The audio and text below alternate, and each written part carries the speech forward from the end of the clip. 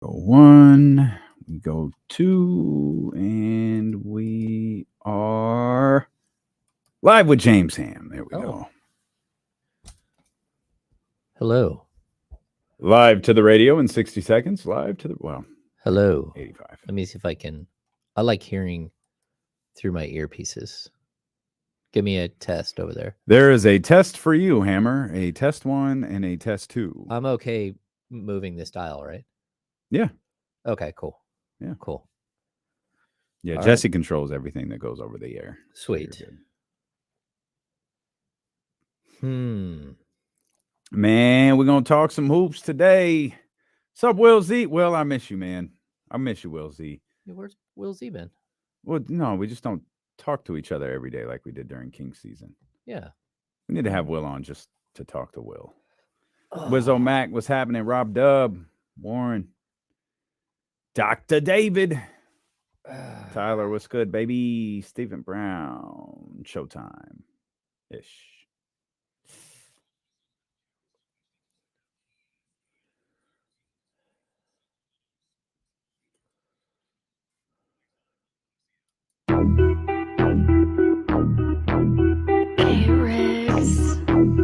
Yeah. We got them screaming D-Lo, KC, D-Lo, KC, D-Lo, KC, D-Lo. We got them screaming D-Lo, KC, D-Lo, KC, D-Lo, D-Lo. We your number one spot. We your number one spot for some sports, huh? Got the city going crazy when we work, huh? We top 2, but we ain't 2, we in first, huh? And when you need the real, we is who you search, huh? D-Lo, KC, D-Lo, KC, D-Lo, KC, D-Lo. We your number one spot. Let's get in here, baby. Hope you had a wonderful weekend. We welcome you in here to the Monday, May 22nd edition of D-Lo and KC. I'm Damian Barlow. Acknowledge me. He's James Ham. Welcome our good, James. Acknowledge me. Welcome our good buddy James Ham, the creator of the Kings Beat, of course, our ESPN 1320 Kings Insider, joining me here today. KC's out. He'll rejoin us here coming up within the next few days. Of course, we're headed into a holiday weekend. We'll lay out what the plan looks like for all of that. Lots of holidays coming up for a lot of people. I don't think anybody expected the holidays to come this quick for Boston and Los Angeles, but they on the way. And we're going to talk about it. Your guy, our guy, Sean Cunningham is going to be with us in the final hour of the show. Excited to talk to Sean Cunningham for no other reason than can't wait to find out what concerts he's going to. So he'll be with us at 3 this weekend. Oh, there's a concert this weekend. Okay. Well, he's got Bottle Rock. Oh, Bottle Rock is this weekend. Oh, yeah, I believe it's this weekend. Oh, yeah, he's on his way to Bottle Rock. Man. I'm sure he's prepping right now. We'll talk to Sean Cunningham again in the final hour of this show. We appreciate those watching on Twitch, on YouTube. We hope that you hit the thumbs up, hit the subscribe button. We welcome those listening on ESPN 1320, 98.5 FM HD2, and, of course, everybody listening on the Odyssey app, wherever you are. Thanks for making us a part of your day. Both conference finals on the verge of being a sweep. Now, before Jesse, I'm so sorry. I wanted to wait till Kenny got back. I don't know if Kenny's going to be back tomorrow. It might be a few days.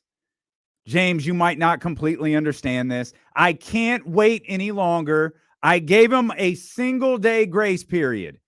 But ladies and gentlemen, and new champion. You can't have my title and score 14 points when your team desperately needs you. You can't go silent after dropping 51 in Game 7. Jason Tatum is officially the worst champion in the history of the D-Lo championship belt. It's gone. It is now unanimous. I thought long and hard about giving it to Jimmy Butler. Jimmy Butler gets the BMF title. Nikola Jokic is the dude in the league right now. So, James, I'll explain this to you, and I'll explain this to those who might not be caught up. We hand out titles, kind of like a wrestling title, right? Where it may not be the MVP, but it's the baddest dude in the league. And man, I Jesse put it on Jokic. Kenny put it on Jokic. I was like, I'm going with the guy who had the most important 4 minutes of his basketball career in Game 6. Followed it up with a record-breaking performance in Game 7. and has done virtually nothing since then. I gave it to Tatum. That was my bad. My sincerest apologies to Nikola Jokic. I'm going to sit down. I'm going to get one of my little cards that has my name on it. I'm going to write Nikola Jokic a letter. And I'm going to say, dearest Nikola, I'm sorry that I didn't give you my title when it was warranted. You deserve it. This is more egregious than what Mark Jackson did with the MVP voting. So to Nikola Jokic, my sincerest apologies. To Jason Tatum, who I'm a big fan of, it will be years before he sniffs my title ever again. He is the mankind of my organization. He's the Bob Backlund. He just got power bombed at Madison Square Garden by Diesel.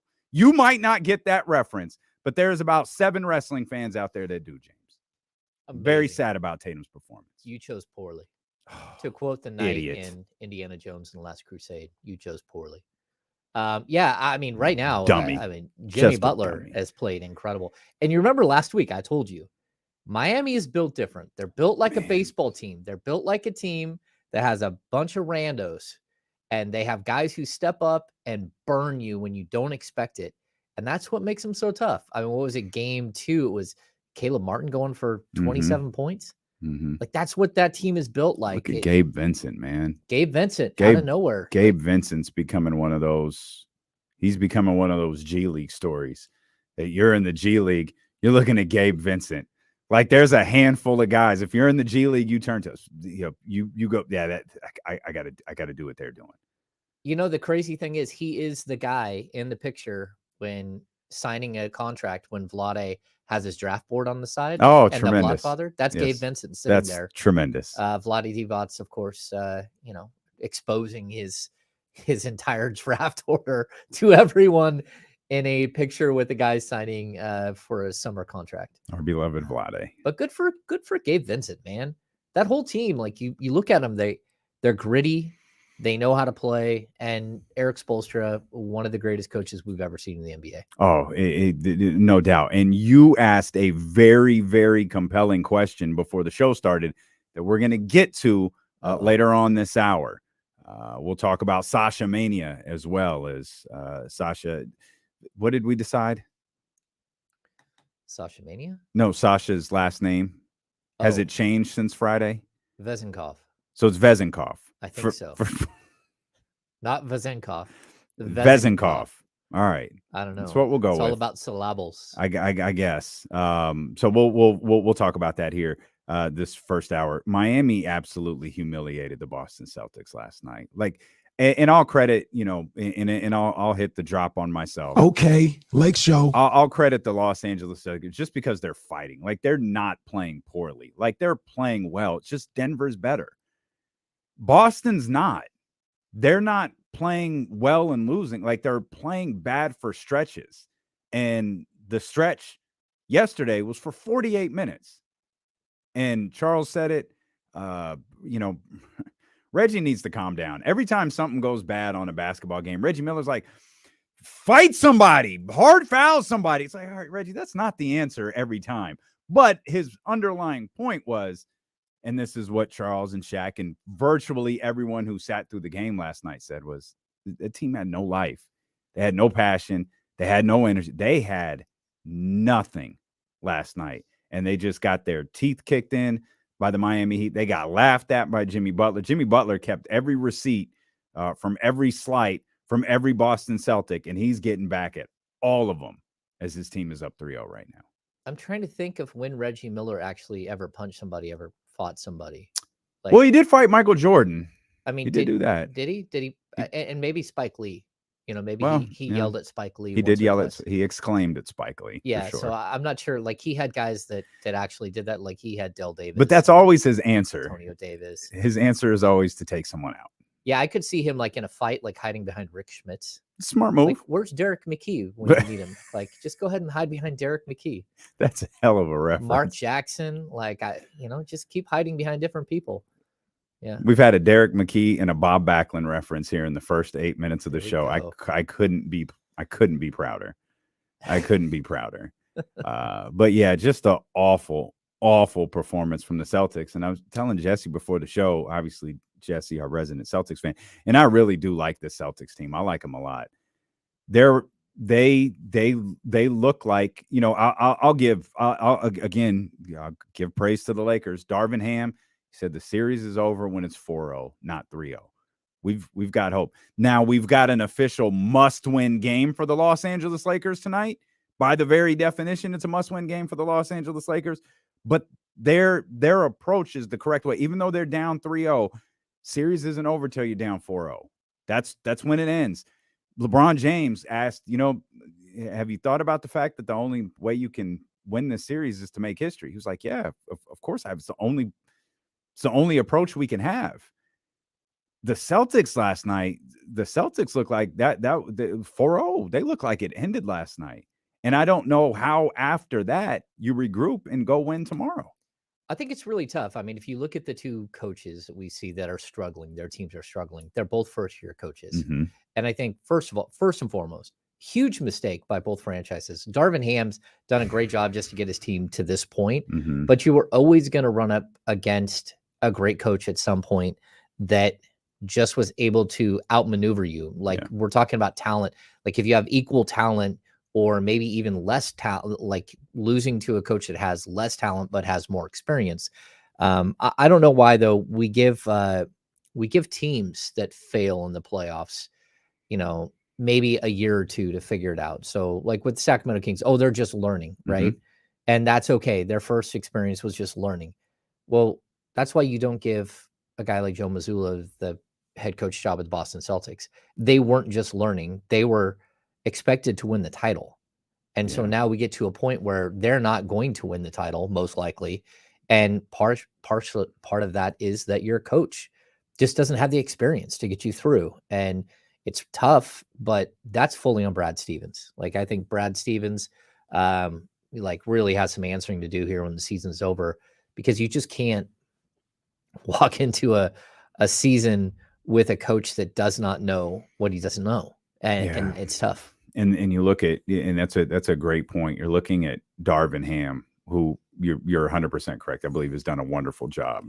He's going against Michael Malone, who's been in this very position that he's in for several years now. He's been coaching in these higher profile games for several years, and that's just as a head coach. And then you've got, Joe Mazzola versus Eric Spoelstra. Eric Spoelstra, arguably the best coach in the NBA, and I'd make the argument that he is. Joe Mazzola was a second-row assistant just 2 seasons ago, and I do not mean this in any sort of way to diminish him. He fell into this job. He fell into this job because of what happened with Ime Udoka. He fell into this job because Will Hardy took the gig in Utah, and he's been faced with extremely difficult circumstances. And I genuinely feel for him. It's tough. He lost his lead assistant, Damon Stoudemire, before the start of the playoffs. But when you have a championship caliber team, and not only you fall short, but you fall this short. And while the optics may not be fair in this situation, Miami's still an 8 seed. And normally in these cases, someone falls. Fair or not, you're 100% right about Brad Stevens. He's going to have to face everyone when this season's over, because, the argument will be he didn't have to remove the interim tag. He could have let Joe Mazzola play. I mean, and I understand there's flaws in that line of thinking too, but he could have let Joe Mazzola coach out on the interim tag and dealt with it when the season was over. But he didn't. He gave him a 4-year contract, and that's going to hurt. It's going to hurt. They've got things that they've got to address this offseason.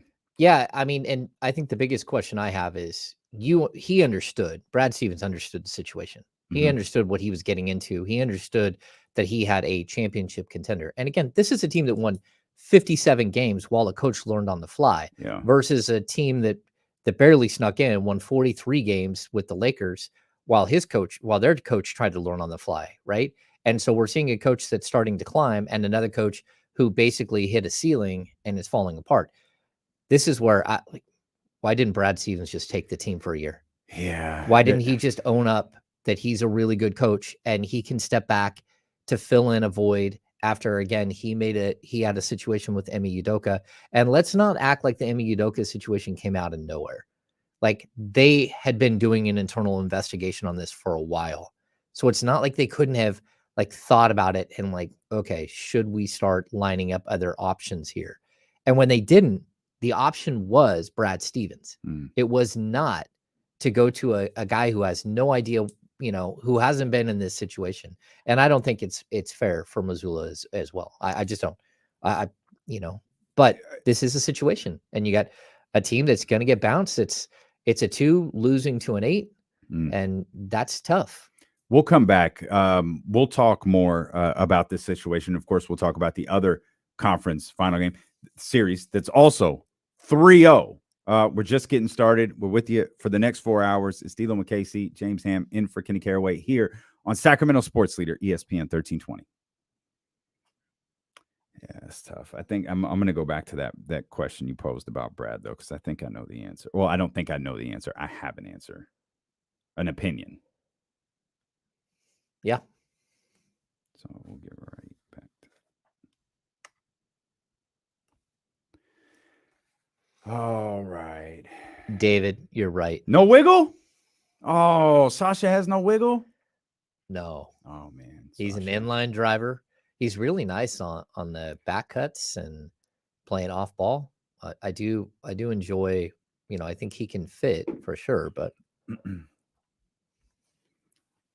knock it off, Dr. David. Knock it off. Kenny said last night, right before we did TV, if they had just called it Ball is Life or anything else, the movie'd be fine. Yeah. But because they called it White Men Can't Jump, you're just going to look at it through a lens like this is garbage. Yeah. And I didn't know my guy Kenya Barris made it. That hurts my feelings so much because I love Kenya Barris and virtually watch everything he makes just on principle. So that hurts my feelings. But I'm not watching that. Cool, Raul. I don't mind your controversial trade proposal. Herder Oh. Hammer hates Kevin Herder. What a plot twist. That's my guy, but that's your guy. Wendell Carter Jr. No. Oh, that's good to hear, man. Well, not the losing part, but glad you had a great time there. A good fight. Did you watch the fight this weekend? No? I did not. Wendell Carter, 15.2 points, 8.7 rebounds, 2.3 assists, 0.6 blocks. I thought he averaged more blocks-wise. He's only 24. How's that possible? My son and he came up in a discussion with my son this weekend. He averaged 1.3 blocks per game. Wendell Carter did? Yeah. Is he the best Duke big man that we've seen in a long time? Because they're all busts. I mean, not to be, but you got Zion, who can't stay healthy to save his life. You got Marvin Bagley, who, because it was a discussion started around Derek Lively, who is a kid who just did not develop at all at Duke. Let me see. Man, I'm thinking back even to my man Sheldon. He didn't really pan out. Sheldon Williams. It's a funny story. When they traded for him, I was blogging at that time, and an Atlanta blogger came into like the world we were blogging in and said, "Hey, you're really gonna like Sheldon Williams. He's really nice, but just so you know, he falls down all the time." And I'm like, well, that's a weird statement to make. What is that? What do you mean he falls down all the time? They're like, just wait, you'll see. Sure enough, didn't take even one, like halftime of the first game. You're like, this dude's like weeble wobble. He falls down all the time. Oh, man. Just like, what is happening, man? Super top heavy. I think Shell just needed a little structure, and he was just drafted too high. I think I think that's sometimes what kills players. Marvin would be a fine player if he was drafted like 15th or 16th. Yeah. Well, yeah, we did that redraft that 1 year or whatever. We drafted him like 13th, I think. Yeah. And his expectations would be different. Yeah, but he'd still be, he'd still miss games. But I think you'd be less likely to give up on it. Like, oh, it's okay. It's okay. When you have that, number 2 pick hanging over your head, that's tough. Even if you could use him as like a really nice sub off the bench that can come in and get you 13, 14 points, 6, 7 rebounds, maybe block a shot as like a super sub. But when you're the number 2 pick, that doesn't happen. There's too much pressure. And I think he would be like, we would consider him much differently if it wasn't for his dad. Sure. Yeah. And not just the way that his dad was an a-hole all the time, but the way that Marvin acted because of the way his dad was. Yeah, they didn't move right.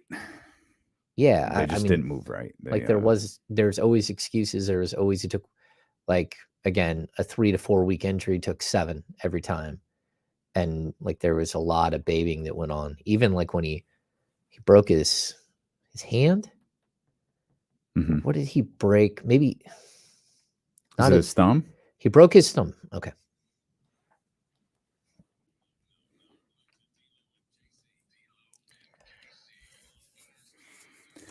There's no reason we can't bring that conversation that we were just having during the commercial break to the air. We were talking about like expectations on players when they're drafted high. It started with talking about Duke big men. Of course, talking about Duke big men led to a conversation about Marvin Bagley and how I thought Marvin Bagley would be looked at different if he, the number 2 overall pick in the draft hangs over you pretty heavy, especially in a draft that has Luka Doncic, Trae Young, different but very good Jaren Jackson Jr. That stuff, it weighs on you extra heavy if Marvin's drafted 13, 14, 15, 16, how different are things for him?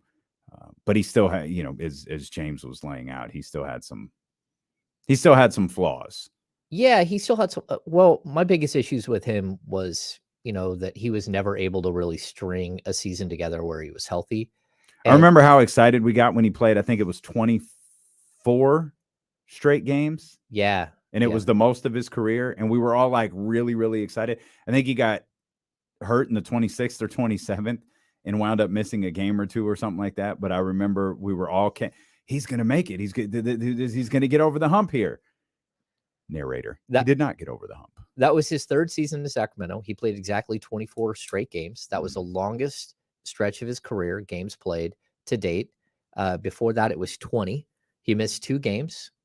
And then he came back and he played, I don't know, maybe 12 games in a row. And then I believe he broke his hand, and it was a bone inside of his shooting hand. And it was during the pandemic. And the Kings said, well, he went to the Kings and said, hey, can I go home? That's right. And they said, I remember that. Yeah, that's fine. You can go home and rehab there, which was 2-part. It was, number one, the Kings should have never allowed that to happen, because you had an opportunity. What is the one thing about Marvin outside of the fact that his dad was a nuisance and he couldn't stay healthy? What's the other thing that you remember about Marvin Bagley? All he could do is hang a Louis. He couldn't use his right hand at all. Mm-hmm. So why not keep him in Sacramento, let him use his right hand in his rehab and sit there and work with his right hand the whole time? And so what happened was that injury again was supposed to be reassessed like 3 to 4 weeks in. Well, he didn't come back. Mm-hmm. They let him go home. I would have even let him go home for a week, spend time with his family. Cause again, it's during the pandemic. People forget some of the things that were going on then, but in order to get back in the gym, you had to go through protocols and all that stuff. So you had to be like around the team for 7 days, but not with the team. You had to test every day and all that stuff. So they let him go home. Wild times. And then he didn't come back. And so finally they said, hey, we're going to be in Phoenix in like 5 days. We need you to go to the Phoenix Suns front office. Like their medical staff is going to let you come in and you're going to start testing there, because he was in Phoenix with his parents. And then we're going to have you join us when we get to Phoenix and you can just head out. And it was like, oh, well, I thought I was kind of done for the year. Yeah. And they're like, man, there's still 6 weeks left. Yeah. Like, what are we talking about here? So when they went in and they x-rayed him, that was the other part. They had a hand specialist x-ray him. They're like, man, this thing's been healed up for at least a week or two. And he just didn't come back. And so there were a lot of things that went on with Marvin Bagley that didn't make sense. And, like one of those, are you hurt or are you injured? Mm-hmm. And he never had any structural, except for the broken, the bone in his hand, which of course, De'Aaron Fox played through stuff like that. We saw Domantas Sabonis play all season. We saw even Keegan Murray play through things like that. But it was always that it took way longer for every single injury. Keegan, they didn't even tell us. Hey, what's that on your hand? Oh, nothing. It's nothing. The end of the season. Don't worry about it. Will you tell us now? And I look over and I could just see Shannon like looking at me, looking at him, looking at me like, oh, and he's like, oh yeah, that was a while ago now. I can tell you. Yeah, I basically did the same thing that Domas did. It wasn't as bad. Which we kind of figured because their hands were wrapped the same exact way. It's like, wait a minute. Totally the same way. That was one of those moments where you're like, oh, Keegan, you're not supposed to bite. I have to ask the question, but you can say, that's a long time ago. Let's not worry about that. But no, But part of me loves it. He's like, oh yeah, that was a long time ago. I had the same injury. Good stuff. Good stuff. Shout out to our man KC. He's not with us today, but he is in the chat over on youtube.com/ESPN 1320. So even though Casey can't be in the studio with us, he's still rocking with us. I want to get back to something you said just a moment ago. Obviously, we were talking about the destruction of the Boston Celtics last night, and you mentioned the Ime Udoka situation was probably a moment where 7 days before camp, Brad Stevens probably should have come out of the general manager's office and coached the team. I don't know this, but I've had a theory on this for a while because of the type of guy because of what I've read about Brad Stevens. This could be a terribly unfair proclamation. It's just I've put different pieces of a puzzle together to see if it forms a picture. I don't think Brad loves coaching. I think Brad loves basketball. I think Brad loved coaching in college. I think Brad saw coaching as like a means to an end, and he did it. And then when he got the opportunity to take the general manager position, he jumped at it. And I think that's part of the reason. I mean, there could be multiple reasons too, by the way. Like that could be part of the reason he didn't want to come out of the general manager's office and take over this team in short notice. He also may not want to come out of that general manager's office out of fear of success. Because what if this team, we all knew it was a team coming off of the NBA finals. We all knew this was a championship caliber team. What if they were successful? What if we did win a championship? Then what's he do? He's been asked about it before, like if he would ever come back and stuff like that. And he's always like really shut the door on those kinds of questions. Like I'm never coming back. I do not think he wants to coach. Okay, well then maybe he doesn't want to be employed, because at this point you just took a championship roster, you handed it to an inexperienced coach who's getting thumped in the Eastern Conference Finals. I mean, they're getting thumped. No, I understand. And so at some point, I've got to look at Brad Stevens and say, what have you done? Because what I see that you've done, you hired a coach that got fired for doing something behind the scenes that was inappropriate. That's the one thing you did. The second thing you did, you hired a coach that didn't work out at all. Like what? Well, and how many roster changes have you made? Like the core of this team is still the core that Danny Ainge put together. So what have you done to show me that this is right, outside of giving a coach a whole bunch of money?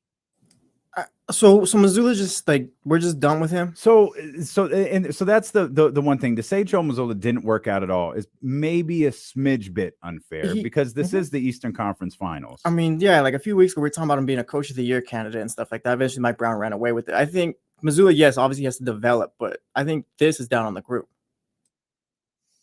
Yeah, you have a team that you can't just waste a couple of years here hoping that a coach comes around and figures it out. That's the other part about this is how patient can you be? Because this team, I still believe, regardless of what happened yesterday or what might happen tomorrow, this is still a championship caliber roster. Yes. Maybe they need some fine tuning. Maybe they need some changes on the way. I know Jesse's got feelings on that we'll get to. But I still think at its core, it's a championship caliber roster. Are you willing to bet on this year of experience for Joe Mazulla helping, being what he needed, being under pressure, being obliterated by Eric Spoelstra in the Miami Heat? Like, are you willing to bet on that? Are you willing to bet the $300 million that Tatum is on the verge of getting, the $200-something million that Jaylen Brown can get? Are you willing to bet $500 million on two players that you can keep their championship window open while a fell into the position head coach figures it out and gets you to the Larry O'Brien trophy? I don't know. I mean, if you look at their core, I mean, you got Tatum at what, 25 and Jaylen Brown at 26. I mean, those are your two guys you're going to build around. Even if you throw in Marcus Smart, or you throw in and I think Williams, you throw in Marcus Smart, Derek White, like whatever you want to throw together. I mean, the problem that you have is that you're running out of time with guys like Al Horford. You're going to have to make changes to this roster, and it becomes much more difficult to make changes to a roster like this when you take a skyrocketing salary from two players. Like those players, you just 300 million, 250 million, whatever it's going to be for these two players. That's a lot of your contract space. You're not going to be able to go out and make substantive changes to this roster again and again and again. So yeah, it's difficult. Like, I don't know how you fix this situation, but that's why maybe plugging in a more seasoned head coach is the right move, because you do have a roster that's built to win now. It's not built to win, like 3 years from now, 5 years. It's built to win now. And it's also worth pointing out, Jesse, I want to hear your thoughts on the roster. Brad did this exact same thing 1 year ago. Ime Udoka was a first-year head coach, taking over a championship caliber team, literally took half a season to figure it out. Like, they were bad at the beginning of the season. There were stories coming out of Boston about how Ime and this group it's not working. They're clashing, and it is problematic.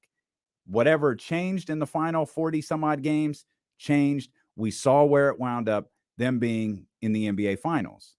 It's essentially what he did again with Joe Mazulla. Maybe Ime's a little bit more established as an assistant coach, a lot more established as an assistant coach than Joe Mazulla is, but he tried to essentially run it back, and it could be biting him, because this was a team who's with a roster like that, with two all-pro players, with two all-NBA players, and a finals appearance last year. The belief was this team was getting back to the finals. The roster on paper, yeah, it's perfect. They're NBA, they're title contenders and all that. Brad Stevens, he added White, he added Brogdon when everyone said they needed a playmaker after last year. Brought Horford back when they needed him, because he missed the year.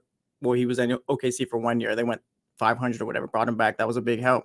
The roster is fine, but the biggest issue with this group is that they're soft. They can't handle the pressure moments. They have no composure. Back in the bubble with Brad Stevens, 2020, they gave up a double-digit lead against the Heat in every game, I think. Lost that series in 6. Ime, they couldn't stop turning the ball over in the finals. And then you see the group is soft. The group on paper is fine. I don't think they've addressed every need they've had over the last few years, but this group can't get over the hump for some reason. It's mental toughness, I think. That's interesting, Soft. but like, you bring in a couple of guys who aren't soft, like Derek White, like Malcolm Brogdon. Those guys aren't soft. Well, neither is Marcus either. Neither is Marcus Smart. It's like it's a collective. Something with this team as a collective, they just fold. Like, they've been doing it for 4 or 5 years. I just don't know what it is. And I think this group has just run its course, or maybe you need some new guys in here. I'd also say that I think that Brad Stevens, in his defense, what you pointed out is this is what he did last year with Ime Udoka. He gave Ime Udoka the job. And while they struggled through the regular season, they finally found themselves. They still won 51 games.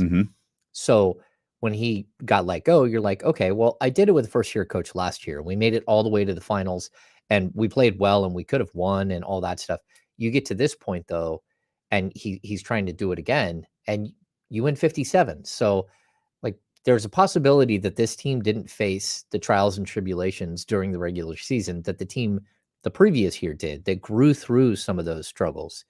And then you get to this season and everything kind of went well. You won 57 games. You were one of the best teams in the Eastern Conference. You had a couple of hiccups here and there, but realistically, you're one of the top 2 teams in the NBA. You just kept rolling. You get through Philadelphia, you beat a better coach in Doc Rivers. You beat a coach, a seasoned coach there, who has a great staff. Yeah, so maybe you just thought that you could get through, but somehow they've lost the room.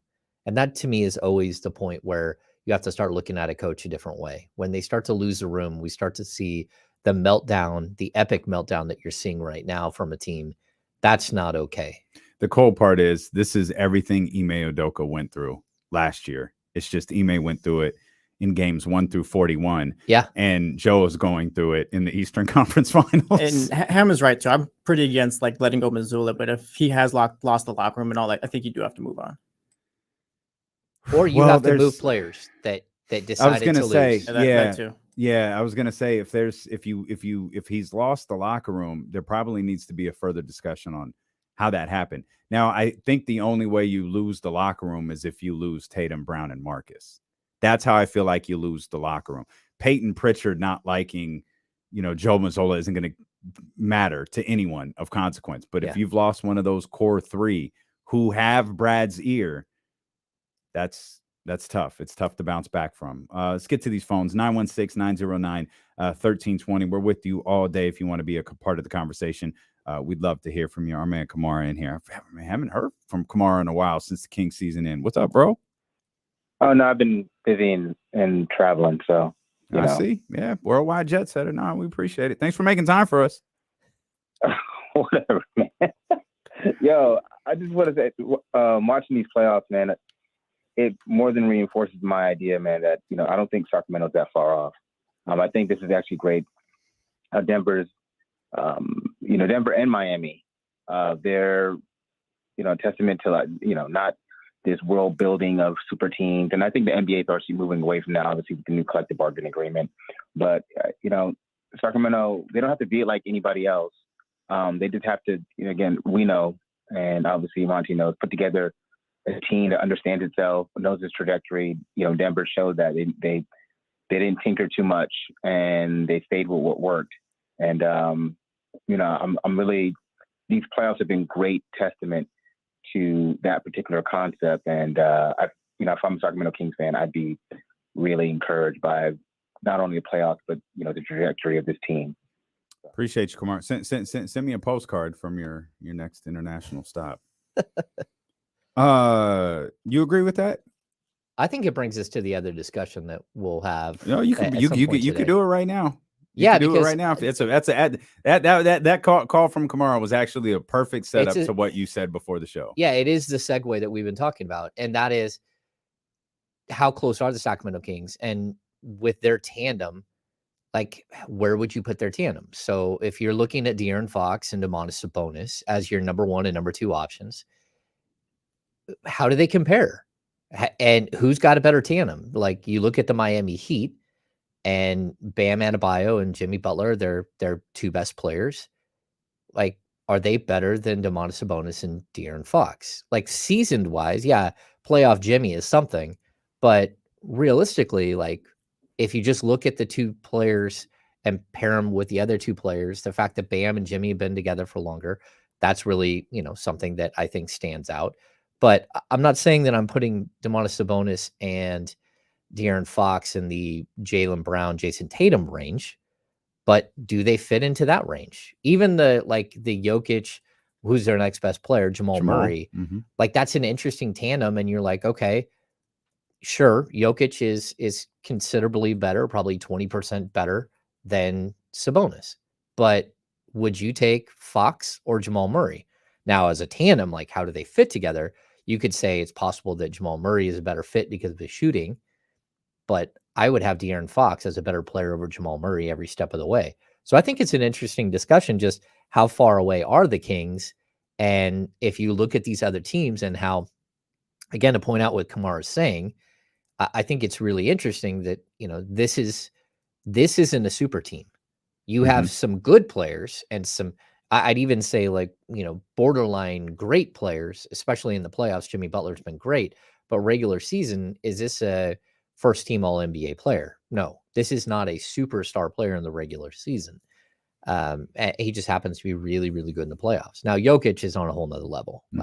But the fact that you're able to build around a former, second round pick and develop this team the way that they have, it's just, how do you find those other pieces? And that's, I'd say that even going back to what Jesse's saying about the Celtics, like the Kings still have that feeling that they're a little soft. They aren't like soft like they were a year ago or 2 years ago, but they still don't have those 3-and-D guys that are gritty and bring things to the table that you don't have. And that's where I really think that like the Kings need to focus on that in this offseason.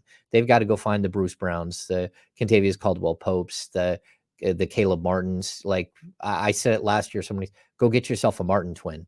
Talk about a way to like finish off your offseason. Go get a Martin twin. Those guys that don't mind doing all the dirty work and are gritty, they really do help. And I think the Kings need one or two of those guys. We posted the poll question, better NBA duo, Jimmy and Bam, Fox and Sabonis, Jokic and Jamal Murray. Jamal Murray scored 30 points in the first half of the game the other day. That's probably tough to get out of a lot of people's heads given what he did the day before, not to mention everything you just laid out with Nikola Jokic right there. He is the dude. So Jokic and Jamal are leading. This post was put up 1 minute ago.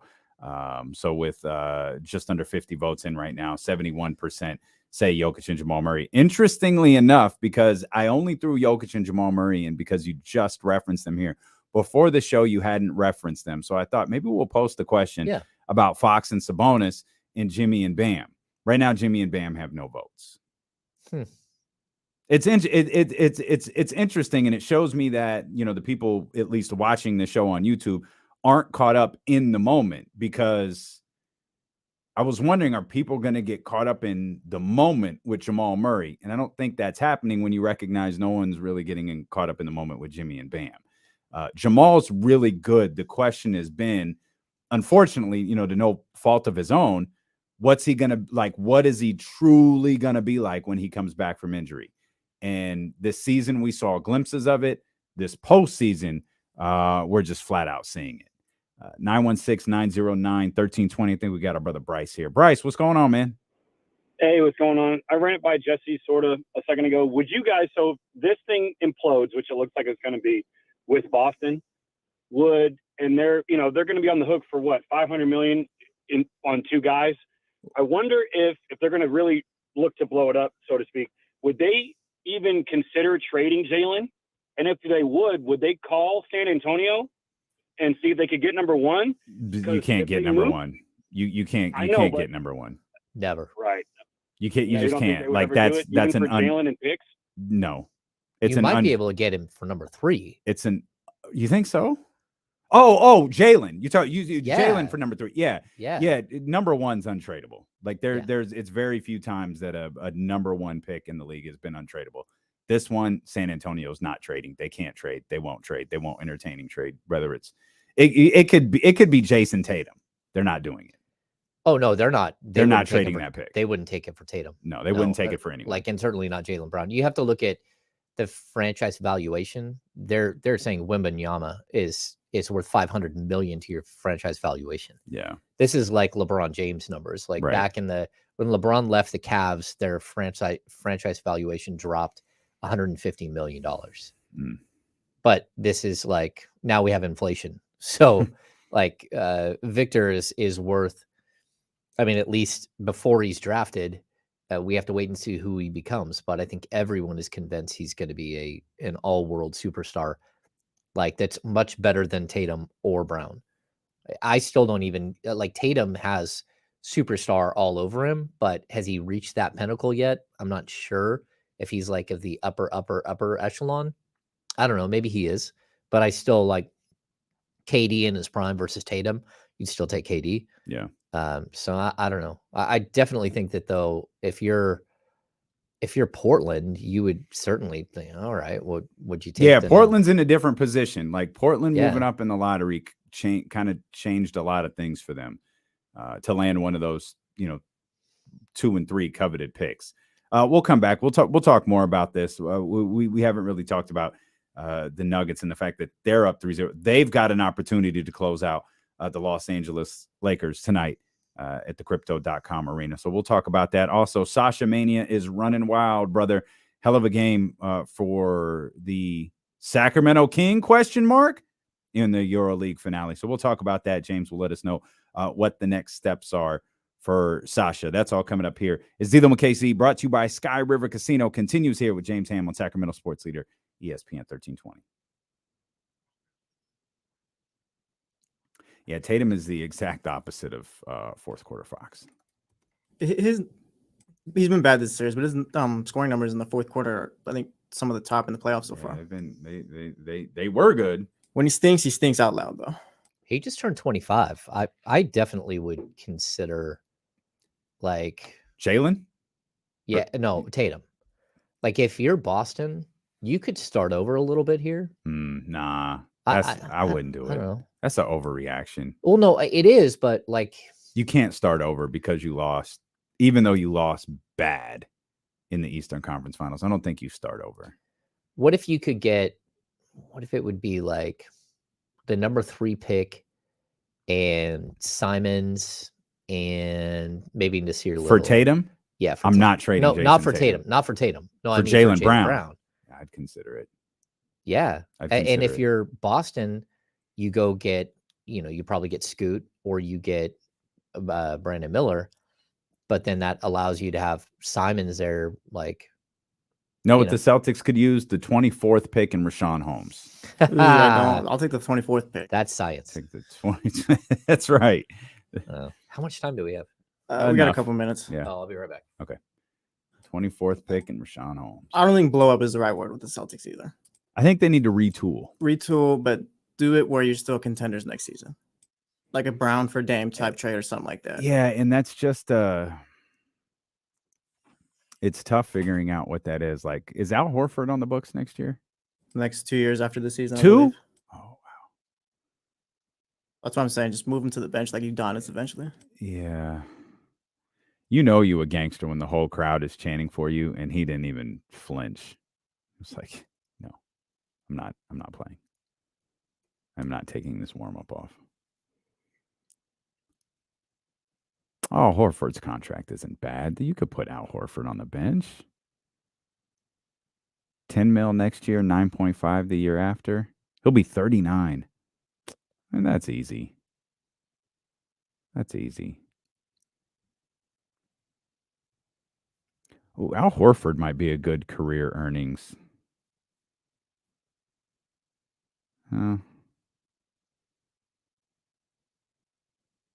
Yeah, we could do this one during the commercial break. Al Horford, 16 seasons, highest year, 28.9.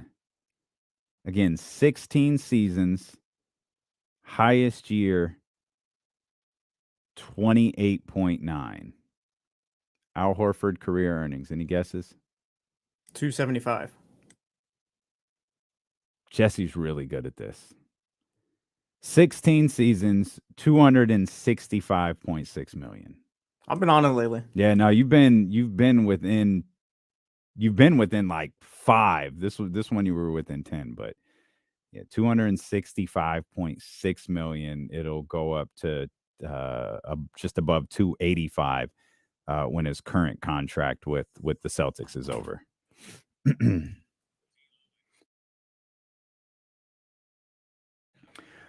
Odyssey app is a great way to listen to us. If you want to watch the show, you can. Twitch.tv/ESPN1320, YouTube.com/ESPN1320. Jokic and Jamal Murray running away with the poll question of the better NBA duo. Jokic and Jamal Murray getting 70% of the votes right now. Fox and Sabonis getting 25%. And Jimmy and Bam on the scoreboard now with 5% of the vote. Jamal Murray having an incredible Western Conference Finals as he dropped 30 in the first half after that incredible performance he had in game number 2. The Nuggets, they have a chance to sweep the Los Angeles Lakers tonight in LA. And Michael Malone is just hating every second of it. Just absolutely hating it. you want the accountability. You do. You want to have the us versus the world mentality. He got it. Even if your players aren't feeling it that much, you want that. I think he's a great leader, and I'm really happy for him, because there's been a couple of times where it did not look like Denver was gonna like stick with him. Like there were some rocky times, a couple of times, and for him to make it through and to be on the brink of, at least making it to the finals. Who knows what will happen once we get there. But it's not only that, but it's just the rest of the group there. It's a bunch of sort of guys that are understated, that are underappreciated. And I think he's done a nice job of like capturing the vibe of his team and deflecting anything from Jokic. Yeah. You just said something interesting. They're obviously on the verge of the NBA finals, but what happens when they get there? Is there can you think of a more unlikely NBA champion than the Miami Heat? Like coming into the year or coming into the playoffs? Yes and yes. I mean, I know this has been spoken to death. Like the Heat were 3 minutes away from being eliminated in the play-in. Yeah. They fought to get a play-in spot. Kenny was begging for them to go away at the end of the year. Just lose. I don't want to see them anymore. Yet here they are, one of the most compelling stories we've seen in the NBA postseason in recent memory. Especially, look at what's happened. Like the trail of destruction that's left after Miami. Man. How many coaches are going to lose their jobs after losing to Miami? It's possible that too. Anyway, I don't know. I think it's very possible that like this is one of those teams that like you never expected to get this far. But it's funny, we don't think that way about the Lakers, who are the 7th seed. Yeah. And I don't know why that is. Maybe it's because they were playing so well at the end of the season. Maybe it's because after the trade deadline, people thought, no, this is legitimately a different basketball team. But you're 100% right. They're a 7 seed. Yeah, but the Heat are built to do this. They have been. But I don't know that most people felt that way. Yeah, but you never. There's been a lot of times where you didn't feel like the Heat were the best team in the league, and they're there in the end. Like this is a really, really well coached team. That's why I always look at Spoelstra and with amazement. Like I think he's right now probably the best coach in the league. Eric Spoelstra, hands down. But I felt that for a long time now that he's next to Mike Brown, obviously. Yeah, but what Spoelstra has done though is super impressive because he makes NBA players better than any other. Their system that they have in place creates NBA players better than any team that I've ever seen. We're talking about Gabe Vincent. Like this is a guy who played for the Stockton Kings. Just go down the list of how many players in Miami. Yeah. I used the term last night with Jake and Kenny on CBS, player empowerment. Now we're so used to that term meaning something else in terms of free agency and dictating the team you play for and all of that. But player empowerment exists as part of this Heat culture thing because it's Eric Spoelstra, as you just said it, Hammer, gets the best out of guys like Gabe Vincent, Duncan Robinson, Tyler Hero. Now, again, they're doing all of this without arguably their second best player. At worst, he's their third best, but he's certainly their second most prolific scorer. Doing it without him. And everyone thought, including me, oh, man, this is a go run by Miami, but they just lost Tyler Hero. Like, come on. This isn't going to go anywhere. No. And again, here they are, 48 minutes away from.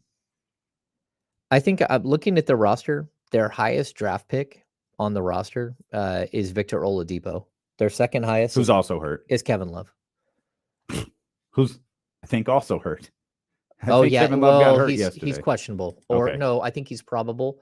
But they said he is dinged up. They did list him on their injury report. Yeah, Spoelstra talked today. I think it said he's probable. Yeah, yeah. So you're looking at like Max Strus. I think he was undrafted. Kyle Lowry, 2nd round pick. Jimmy Butler, last pick in the 1st round. And that Jimmy Butler pick by Chicago, years ago, I had someone tell me that pick was promised to Isaiah Thomas, that Isaiah Thomas was going with that final pick in the first round. Really? And then he fell to number 60, that he was supposed to go number 30, the last pick in the first round. And instead he tumbled and fell all the way to the final pick in the second round.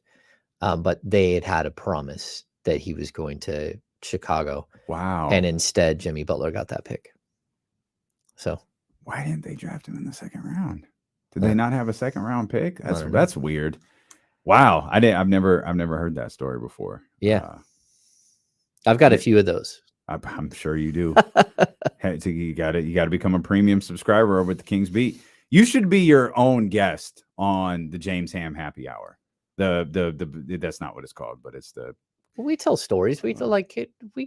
It's typically about that. I mean, you've thrown a lot of good nuggets out there, but we were talking before the show how nailing down a guest, especially at this time of year, can be a bit difficult. And it just dawned on me you should be your own guest. Sean and Brendan should ask you the questions and steer you in the direction of where you want to go. That's funny. I know my good friend John Santiago was my partner at Cowbell for like 5 years. He always said I was the Forrest Gump of the and not in like the bad way, but in the way where Forrest just happened to stumble into every situation possible. And that's kind of like my early career. My first year, they tried to relocate the team. Like I went out to dinner one night and me and my wife are sitting at a table, Ella, and on one side of the room is the relocation committee. And on the other side of the room is Kevin Johnson and his team. And they both stopped at the table and talked to us on the way out the door. I just happened to stumble into weird situations.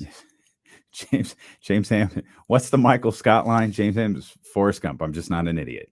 I believe that was the Michael Scott line.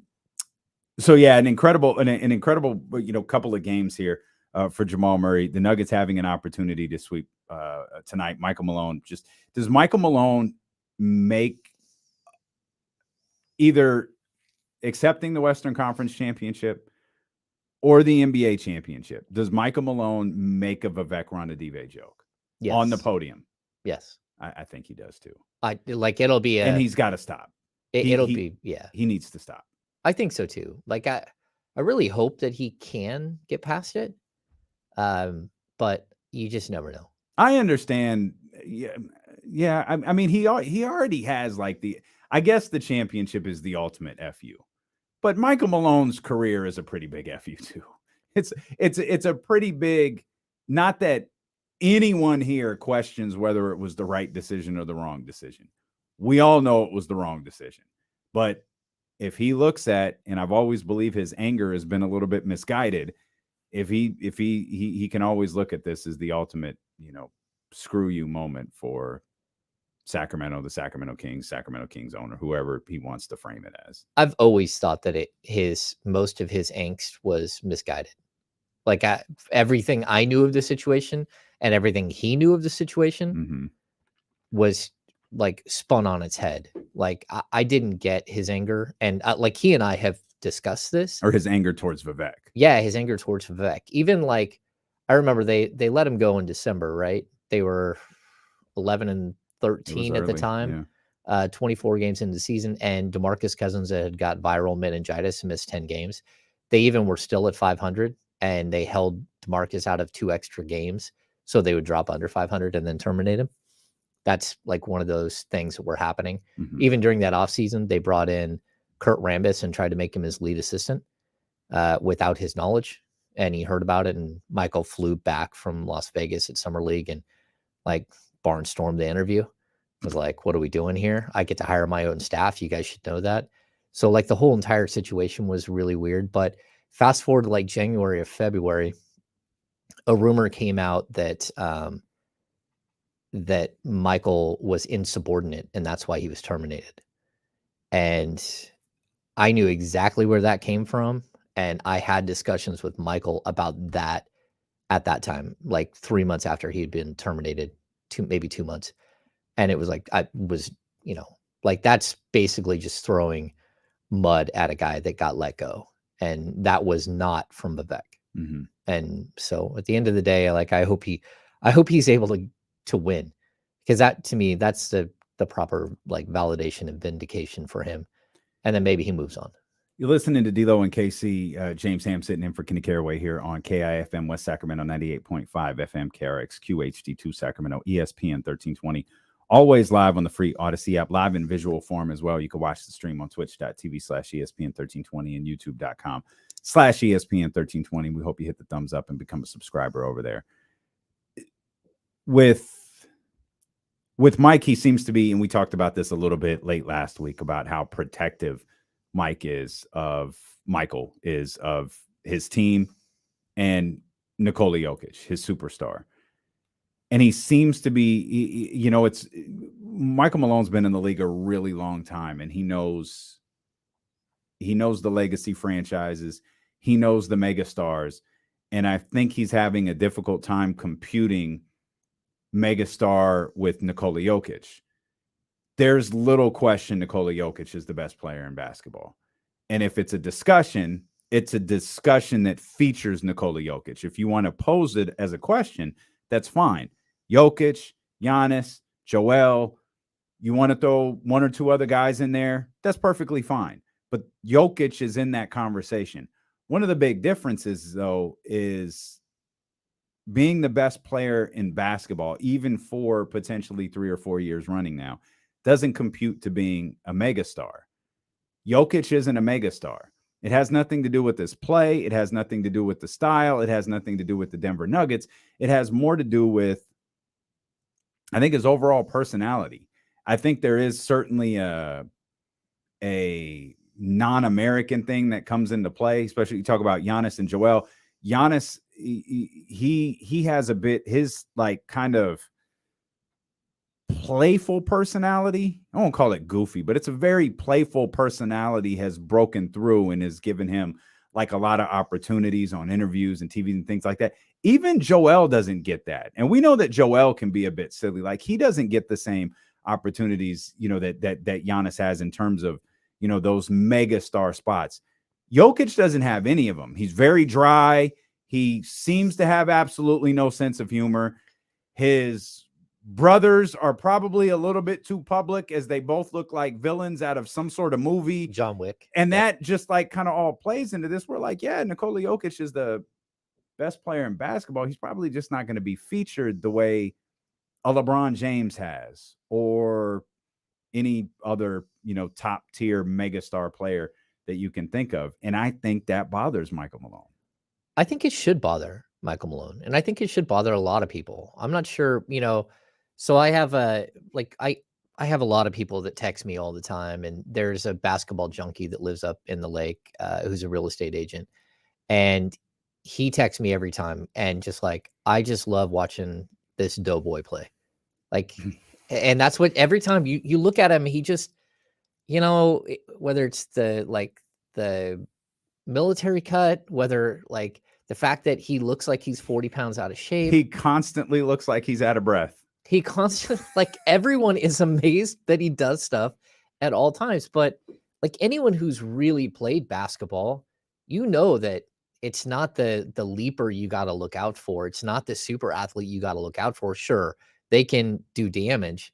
It's always that dude at the, at the gym that just like smashes you, like puts his body on you and finds a way to score time and time and time again. That's the type of guy that Jokic is. He's the everyman's basketball player. And I don't understand how he's not getting more connection with fans with this, because he is like the everyday guy.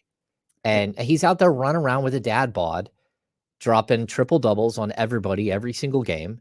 And he's amazing to watch. If you can't find joy watching him play, I don't care what his personality is. If you can't find joy watching it, you're not like a basketball junkie. And as Robbie Ford points out, Jokic is actually funny in his interviews. He's like, deadpan though. That's it. Like he's completely like, you think he's like, you think he said something funny, but he's not smiling. And you're not really sure what you just heard. So you just kind of look at him, and then every once in a while, he'll just sheepishly and then keep it moving. Yeah. Like that's the extent of Jokic's personality. He should be featured more. Was he the last pick of the starters in the All-Star game? Like, was he the one who walked over? Oh no, he was second to last. He was second to last because he walked to LeBron like, I'm not going to be last, and walked over to LeBron's team, which is so bizarre. He's just, and I guarantee you that pissed Michael Malone off too. He's not embraced. That's what it feels like. Like whatever he's doing, everyone else is like, okay, look, man, we're in the gym all day long, every day. We're all pumping iron. We're all doing everything we can do to get better. We all have the Kobe mentality, the Mamba mentality. We're all out here doing Mamba things. And you look like you just got here from, like, you stopped at Krispy Kreme and ate the whole dozen before you got here, and you didn't bring the rest of us any. Like, that's what he looks like at all times. And I think there's just a certain amount of, like, I don't know. He's so gifted, and for some reason he's not accepted on the inner circle. And I wish he was, and I think that's what Michael Malone is fighting for as well. And Michael Malone at the same time is like, okay, everyone talks about Spoelstra being a great coach. They want to talk about this guy, the new hot up and coming coach. And he's overlooked as well. You know, he's a guy that had to put in way too many years as an assistant before he finally got his first job. And in his first job, he lasts, like 16 months on the job and gets fired for nothing. And, the whole entire time you're waiting for Michael Malone to get his props. And I think that they found like a collective, sort of thing where they're both underappreciated. Barrett says, bro, people, this is on youtube.com/ESPN1320. Bro, people can't relate to Jokic because he's 7 feet tall. His game might be relatable, but being 7 feet is not relatable. Kevin Durant is 7 feet tall, whether he admits it or not. Like, you can't relate to LeBron James either. There are a few, unless you're Steph Curry, and that is part of Steph Curry's, obviously Steph, greatest shooter we've ever seen, one of the greatest players we've ever seen. Steph is so universally relatable because of his size. Steph makes you believe you too can pull up from. Steph has made NBA players believe they can shoot shots they have no business shooting. That's the appeal of Steph Curry. There's only a handful of guys that I do, because I get Barrett's point. Like, I think size is an issue sometimes when you talk about marketing and being a megastar and things like that. I just don't think that's it in Nikola Jokic's case, because there are other guys that are big. Now, maybe when it comes to selling sneakers, maybe that gets a little bit difficult. But in terms of just putting on a Sprite ad or Starry beverage or whatever the new, hotness is, like, Nikola Jokic could do that. He's also, maybe I'm being generous by saying top 10. He might be top 5 best dressers in the league. He's dressed immaculate, almost like virtually every single game. And you look at, I know, James, you probably last opened your Instagram page in 2019. Maybe it was 2018. But there's an account called League Fits, and it captures, I think it's owned by Turner, actually. I'm not sure, but it captures guys as they walk into the arena. You rarely see Nikola Jokic on it, despite the fact that if you're watching a Denver Nuggets game and you saw him walk in, he's got a double-breasted 3-piece. Like, he looks immaculate. I don't know why he's not. Maybe because when he's walking into the arena, he looks out of breath. I'm not sure. Maybe there's just something about his look that it's like, yep, that's not an Instagram look. I don't know. He needs his Rod Tidwell moment. Jerry Maguire. He needs the moment. Man, he hasn't had it yet. Yeah, but it's, again, I think it's funny. They want him to dance. Yeah. They want him to show emotion. They want him to do something that's out of character for him. And it should be okay for him just to be a big, gigantic, incredibly talented, best player in the world situation. And it's not. It's just not how marketing works, though. Yeah. It's not. One thing that's not discussed with these Denver Nuggets either is, and it'll probably be discussed, should they close out tonight? Should they close out in the next few days? Should they do anything but blow a 3-0 lead? It'll be discussed. And they could potentially be good for a long time. Yeah. Like, this isn't a one-off. Like, this isn't, okay, their window's closing. It's like, oh, man, it looks like Jamal's at peak strength. Jokic hasn't dropped off at all. And the weird thing about Jokic is his game, it looks like he'll never get injured. There's just like not a lot of explosiveness. It's just all just kind of like movement. Like he doesn't look like, barring something, terrible, someone stepping on him or whatever. He doesn't seem to have a game that's like, ooh, if he doesn't slow down, boy, his career is not going to last long. He looks like he could do this forever, the way that he plays. And if Jamal is, if we're getting that level of Jamal Murray where he's kind of breaking out into that, that next tier status, this Denver team they're around the top of the West, even though they've been there, for 4 years now, they're around there for 4 more. Yeah, I totally agree. And who, like, just physically, the way he plays, it's Vlade. And remember, Vlade, 80, 82, 81, 82 games every season. He was always healthy until his final season when he signed with the Lakers, and then his back went out and he missed he just took a paycheck for the final 2 years of his of his career. But like throughout his career, I mean, even in his time in Sacramento, I think he missed a total of 6 games in his 1, 2, 3, 4, 5, 6 years. That's it. He played. And so I think you're going to see that out of Jokic too. You do have to be concerned about his back because he's so tall and because he's carrying extra weight and because he clearly looks like he's never done a sit up in his entire life. Weight does fluctuate a little bit. Like he went from, big chunky Jokic pre-shutdown to, who's that guy on the Denver Nuggets in the bubble? And then he kind of found the happy medium between overweight Jokic and skinny Jokic. He kind of found the happy medium in between, where he's not the skinny guy in the bubble, but he's not the guy before the March 13th shutdown or March 11th shutdown either. He's just like in the middle, and it seems to be working perfectly for him. Yeah, I know somebody who travels with them with the Serbian national team and does some of their PR stuff and all that. And they said that all he eats is fried fish and like a Coke, like all the time. That doesn't feel his healthy. His diet is not, well, at that point it's bad, and a lot of all of that. Like he drinks Coke or Pepsi like all day long every day, and he's eating fried fish all the time. And like, this is a guy who, I mean, he's living the dream. I mean, we talk about Vlade smoked cigarettes all the way through his entire career. I mean, he would smoke cigarettes still does, like at halftime. Yeah. Smoke cigarettes in halftime. There's a special just outdoor tunnel for Vlade to go outside and smoke cigarettes at halftime. It's a side door, like Rondo locker used to be right on the end, and there's a side door right there that he used to escape out all the time. People like to laugh at the idea of the Denver-Miami NBA Finals.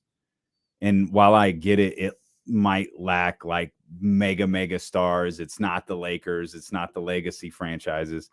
This series could be an all-timer, though. Just 2 franchises just with dogs all over the place with Jimmy and Jokic. I mean, Michael Malone might be the biggest dog of them all against Eric Spoelstra. Like, this is strip the jersey, strip the city names away. This, just look at the players. This is an extremely compelling potential NBA Finals ahead of us. Yeah, I'm excited. I'm also excited that like all of the promotion of the big market teams that just take it away. It's like, this is who we should see right now. These are the best 2 teams that are playing. Like, I would love for his Boston Celtics to pop up and become incredible again, and somehow get to the finals, because I do think that they are like right there. I thought that they were the best team in the league this year for much of the season, but they've fallen apart late. Like, this is what you want to see. You want to see the 2 teams that they can give you something that we haven't seen. And a team like Denver, they've never won a title, right? So for them to make it, like, this is big, and I like to see it. And they're teams that they didn't go buy a championship, either one of them. This is homegrown talent. It's going out and finding the right role pieces. finding players off the scrap heap, digging in the G League, going to Europe, finding players that just are undervalued, both teams. And that's what I think is really cool. We're getting even like 3 of the 4 teams are like that. Yeah. We talk about like Michael Porter. Like this is a guy who was a top 3 talent in the draft and fell to 14 because of back injuries and basically I think he's already had 3 back surgeries. But like these are undervalued players that are stepping up and having big moments. And, Aaron Gordon, sure, he was a top tier talent, but what's happened throughout his career, he's gotten to a point where, he was mentioned maybe for an all-star bid, but wasn't even remotely close in the end. So you like to see it. Sasha Mania is running wild, brother. We'll talk about the weekend that Sasha had, and James will let us know what's next in terms of the pursuit of Sasha Vezenkov for the Sacramento Kings. That's on the way. Is Dealing with KC, brought to you by Sky River Casino, with James Ham sitting in for Kenny Caraway. Resumes here on Sacramento Sports Leader, ESPN 1320. If Jimmy gets a ring with the Heat, is he a Hall of Famer? Yes. Oh, yeah. Yeah. Yeah. I mean, Jimmy's a Hall of Famer already, isn't he? I don't think so. Not yet. He's Hall of really good right now, I think. 6 All-NBA selections? That many? Is that too 5 many? 5 All-NBA. Boy. 5-time All-Defensive Team. Yeah, I think Jimmy Butler's a Hall of Famer. I mean, he's right, almost. I'm gonna shut down this poll question because that was trash. So that's the Jimmy Butler question.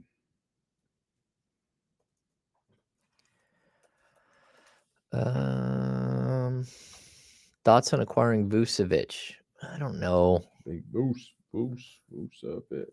Isn't he a free agent? Yep. And they said they want to keep him.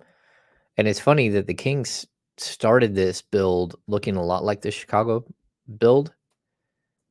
And then all of a sudden, the Chicago build has just like totally petered out. And let's see, Vucevic is a free agent. Monty McNair mentioned in his post that he, in his like exit interview, that there's potential. Like, well, what if we try to go big? What if we go with a bigger player next to Sabonis and push Sabonis over to the 5? I don't know. I mean, I think it's interesting, but that bigger player's got to be a shot blocker. Push Sabonis over to the 4. I mean, push him to the 4. Yeah. Push him to the 4. He mentioned that in his, like, what are the options here? And Vucevic could be one of those guys, and specifically because he's, shot almost 35% from 3 for his career. So also a decent shot blocker, not a great shot blocker. I just worry you'd be really slow. I don't know. Yeah, if you were to add Vucevic, it would be as your starting center and you would push him. Like that would be a big, big starting lineup. You could also use Vucevic as a passer because he's a very good passer. I don't hate that, but you don't know if it works or not. And that's the problem. And Vucevic has never really played for a winner. 2-time All-Star, but never really played for a winner. They list him at 6'10", 260. So basically the same size as Domos. Somebody also asked about a PED. Does the NBA have a PED issue? Oh, yeah. Here we go. It's possible there's a hidden PED problem in the league. I don't think so at all. What makes you I don't know who asked that, but what makes you say that? I'm curious. That they don't? No, I was curious what makes them think that there is a hidden problem. Yeah. That's a weird, like, players. I think I think this very specifically because I've walked into a Major League Baseball locker room and I've covered the A's, and I sat there and just went, what in the world is happening here? Everyone is yoked. Whatever they show on TV, wearing baggy uniforms and like, it's ridiculous. You walk into a Major League Baseball locker room and like every dude there is the biggest guy at your gym. And so you go into an NBA locker room and it's nothing but a bunch of string beans, super tall, super lean, and even like super, like Harry Giles, for as big as he is as a dude, might have like a 32-inch waist. Like most of basketball players are like super tall and skinny. He was tall, but DeMarcus? He wasn't super skinny. I walked past him once when I was working at G1C. He looked like, I thought he'd be bigger. Yeah, he's not shredded.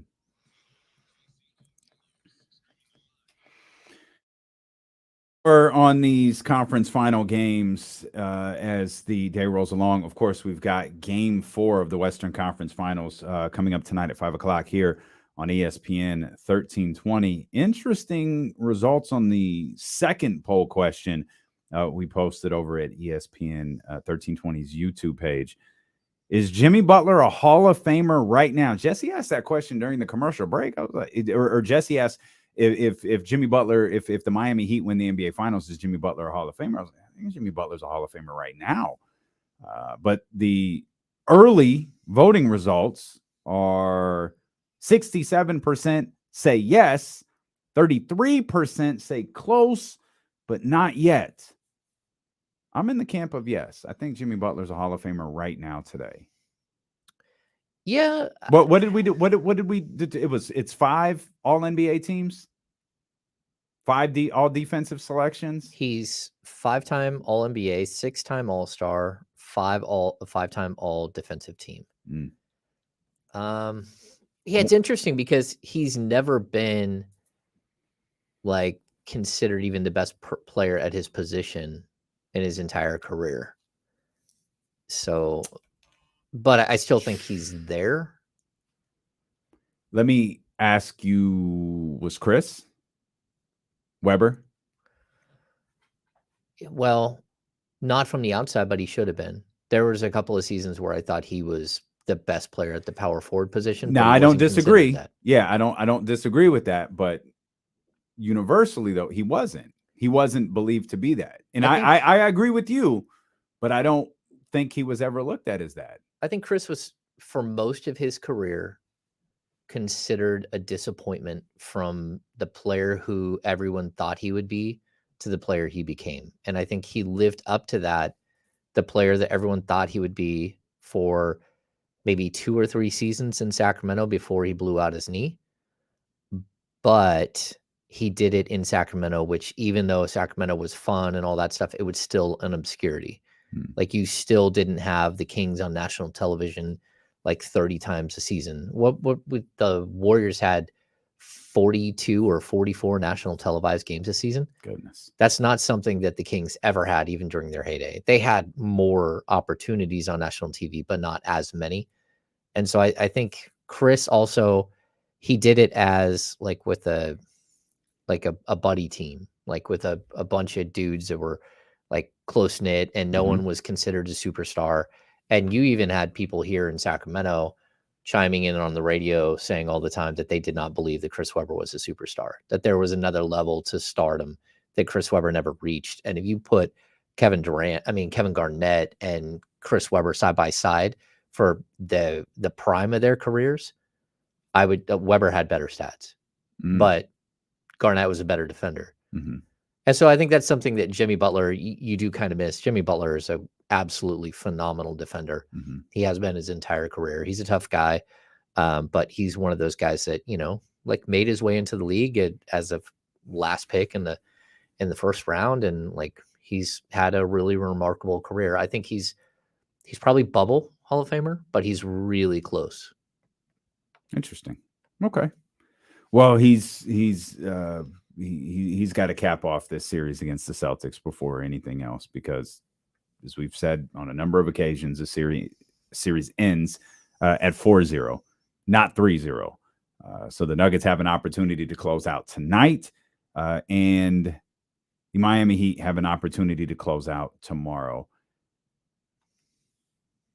I have a question for you, but I'll save it because I want to talk about Sasha. Okay. Sasha Vezenkov, a huge EuroLeague final. Team comes up short, but a big-time performance from Sasha, 29, 9, and 4. Kings fans have been glued to this brother now for weeks since the Sacramento Kings playoff run came to an end. EuroLeague is over. What's next? What's next? I think his buyout window probably goes until, like, I think last year it was July 20th, international buyout window. And so next is we'll probably hear rumblings. Like, give me that date again. That was July 20th. I think it's July 20th. So it's well after free agency starts. Yeah, it's after free agency starts. But either way, I mean, like, if we could hear that he's coming over at any time, okay, we could even hear parameters for a contract. But they can't sign him. They won't do anything until July 1st. Like, that's like officially, like, that's when. So it's just like free agency. It's essentially the start of the new fiscal year for the NBA. Yeah, like, because the Kings at this point, they don't have salary cap space to sign him, like, right now. Mm-hmm. Like, there isn't a mechanism at this point. They do still have, well, like, I'd have to look it up, but we're going to see here in the next probably week whether or not he's coming over. That would be my guess. And then we'll probably even know the parameters for a contract, but none of that is going to get done officially until we get into free agency, and the Kings have to figure out how they're going to use your salary cap space. Mm-hmm. Like, are there going to be a team that basically acts as a team that's at the cap or over the cap, or are they going to act as a team that's well under the cap? And they have options to do that because you have this giant cap hold for Harrison Barnes. As of right now, you're not considered a team with cap space. But if you were to, like, move away from Barnes or rescind his $27.5 million cap space and then make a couple of, like, you could get to 32, 34. Even if you can find a taker for Richaun Holmes, you can get over 40 million in cap space. And so the Kings could be a major player in the free agent market. And then you want to line your things up. Like, we talked about this before. Like, when you sign, you have to use your cap space first, and then you would use your exceptions go away, but then you could use a room exception after that. Like, there are ways to structure your contracts. And it really does come down to when you sign a guy. Mm-hmm. So I'll go back to... So the order is really important in how you approach the this. order is very important. So let's go back to the year that the Kings signed Trevor Ariza. Let me think. Was that... No. The year they signed Dwayne Dedmon. So who else did they sign in the Dwayne Dedmon Wasn't that year? the same year? I think that was Trevor Ariza's year, wasn't it? That might be Trevor Ariza year. Yeah. No, I think Trevor Ariza was a couple of years earlier with Zebo and George Hill. Okay. So the year that I might be wrong there. Boy, all of them like playing in together. These years of greatness, the Kings have had in the free agent market, they're all blending together. These magical years, the 1920s. What year did they get Marco Bellinelli? That was earlier. Yeah, that was definitely. Yeah, that was definitely earlier. But the year that that is a Trevor Ariza year. So they went out that off season, and they were able to. There's one other player that they're able to land. But either way, was it Richaun? Didn't they get Dwayne? They Dedmon did get Richaun, but see, the point I was going to make is that they got Ariza, they got Dwayne Dedmon.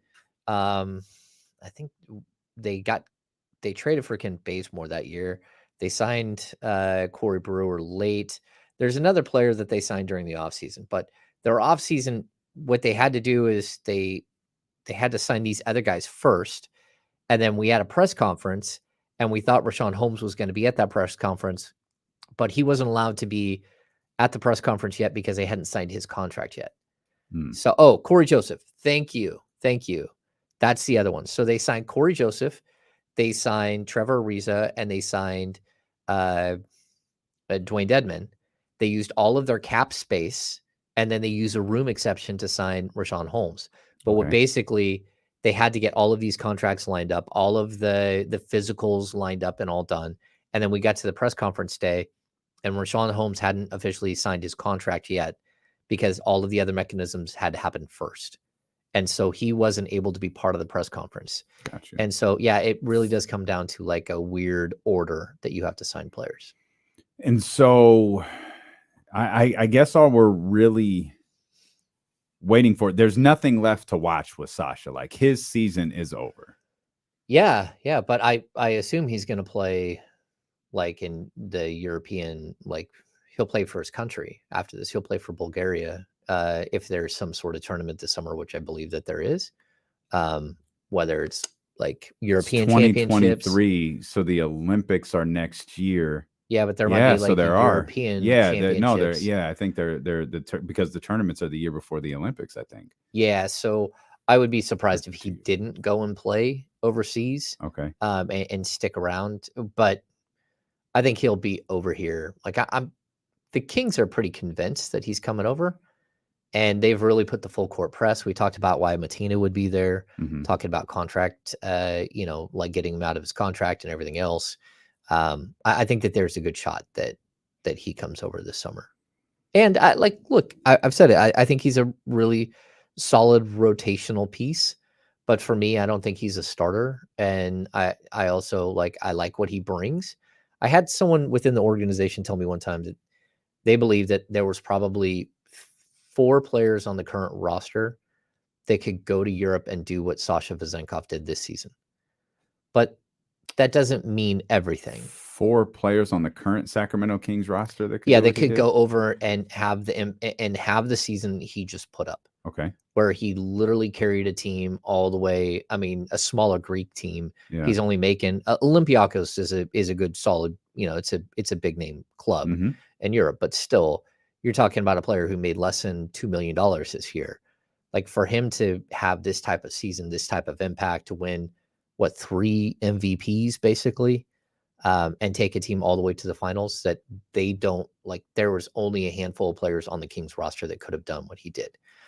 But I don't know how much that, because look, Mike James is over there dominating as well. And that's what my point would be. I'm not sure.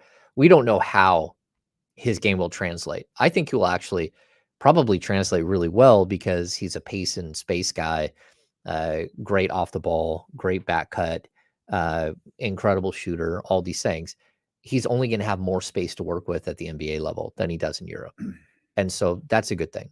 There's going to be he'll fit, I think, seamlessly into their offense, whether he can play defensively, whether he can, be anything other than a guy who comes off the bench and gets you 12 to 14 points a game and hits a bunch of threes. I'm not sure. One thing I've struggled to figure out a little bit when it comes to some of these overseas players is the pros and cons of their age, what positives their age brings to. Because with Luka, I always looked at Bogey. You would hear probably some of those people who had dumb things to say about Chris talk about, well, Bogey's going to evolve. This is just his first year in the league. He's going to once he get used to the NBA, he's going to change. And all I kept thinking is, when Bogey got here, wasn't he 25, 26 years old? How much are you going to change at that stage of your career? Even if it was 24 years old, how much are you going to change? On the other hand, Luka was 18, 19 years old. This kid still has tons of time to figure out his game while figuring out the NBA game. I can't figure out if being 27 is a pro or a con for Sasha in this situation. Yeah, I think it's really interesting because people jumped on me on a podcast for saying Cam Johnson's still a young player. He's 27 years old, but I don't consider Sasha the same way. And that's because Sasha's been a pro since he was 15. He's 12 years into his professional career. Yeah. And, Cam Johnson has been a pro since he was 20. And so he might be 6 years in, 7 years in. And Sasha's role has always been, the last couple of years, and he's gotten better and better and better, especially since the Kings traded for his rights. He's become a much, much better player. This is not the player that they traded for. It's the player he's become over the last 2 years, where he started to build MVP resume and stuff like that. But with a guy like Cam Johnson, you still see room for growth. And it's realistically because his career he's always played with much better players. He's never been this star on a team. And I wouldn't think that Cam Johnson would be a star in Sacramento either. But you're looking at a player that has potential to have more upside, where Sasha has been given that sort of leeway over the last couple of years to become a star in Europe. He's been the number one option. He's been, everything to a team. So I don't know that Cam Johnson can be that. And I'm not saying that that's a potential for him, but you're looking at a player who, again, has been a pro for 6 years or 7 years versus a guy who's been a pro for 12 years. That's much different.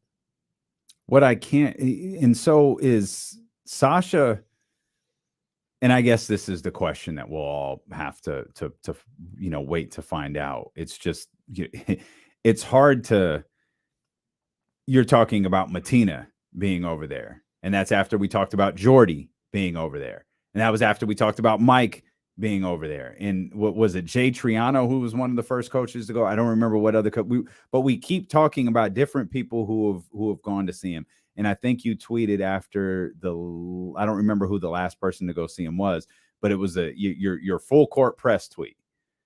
And what I just get hung up, like, is he better than Trey Lyles? Like, or does he do what Trey Lyles does? Is he just another Trey Lyles and you can never have too many versions of a Trey Lyles?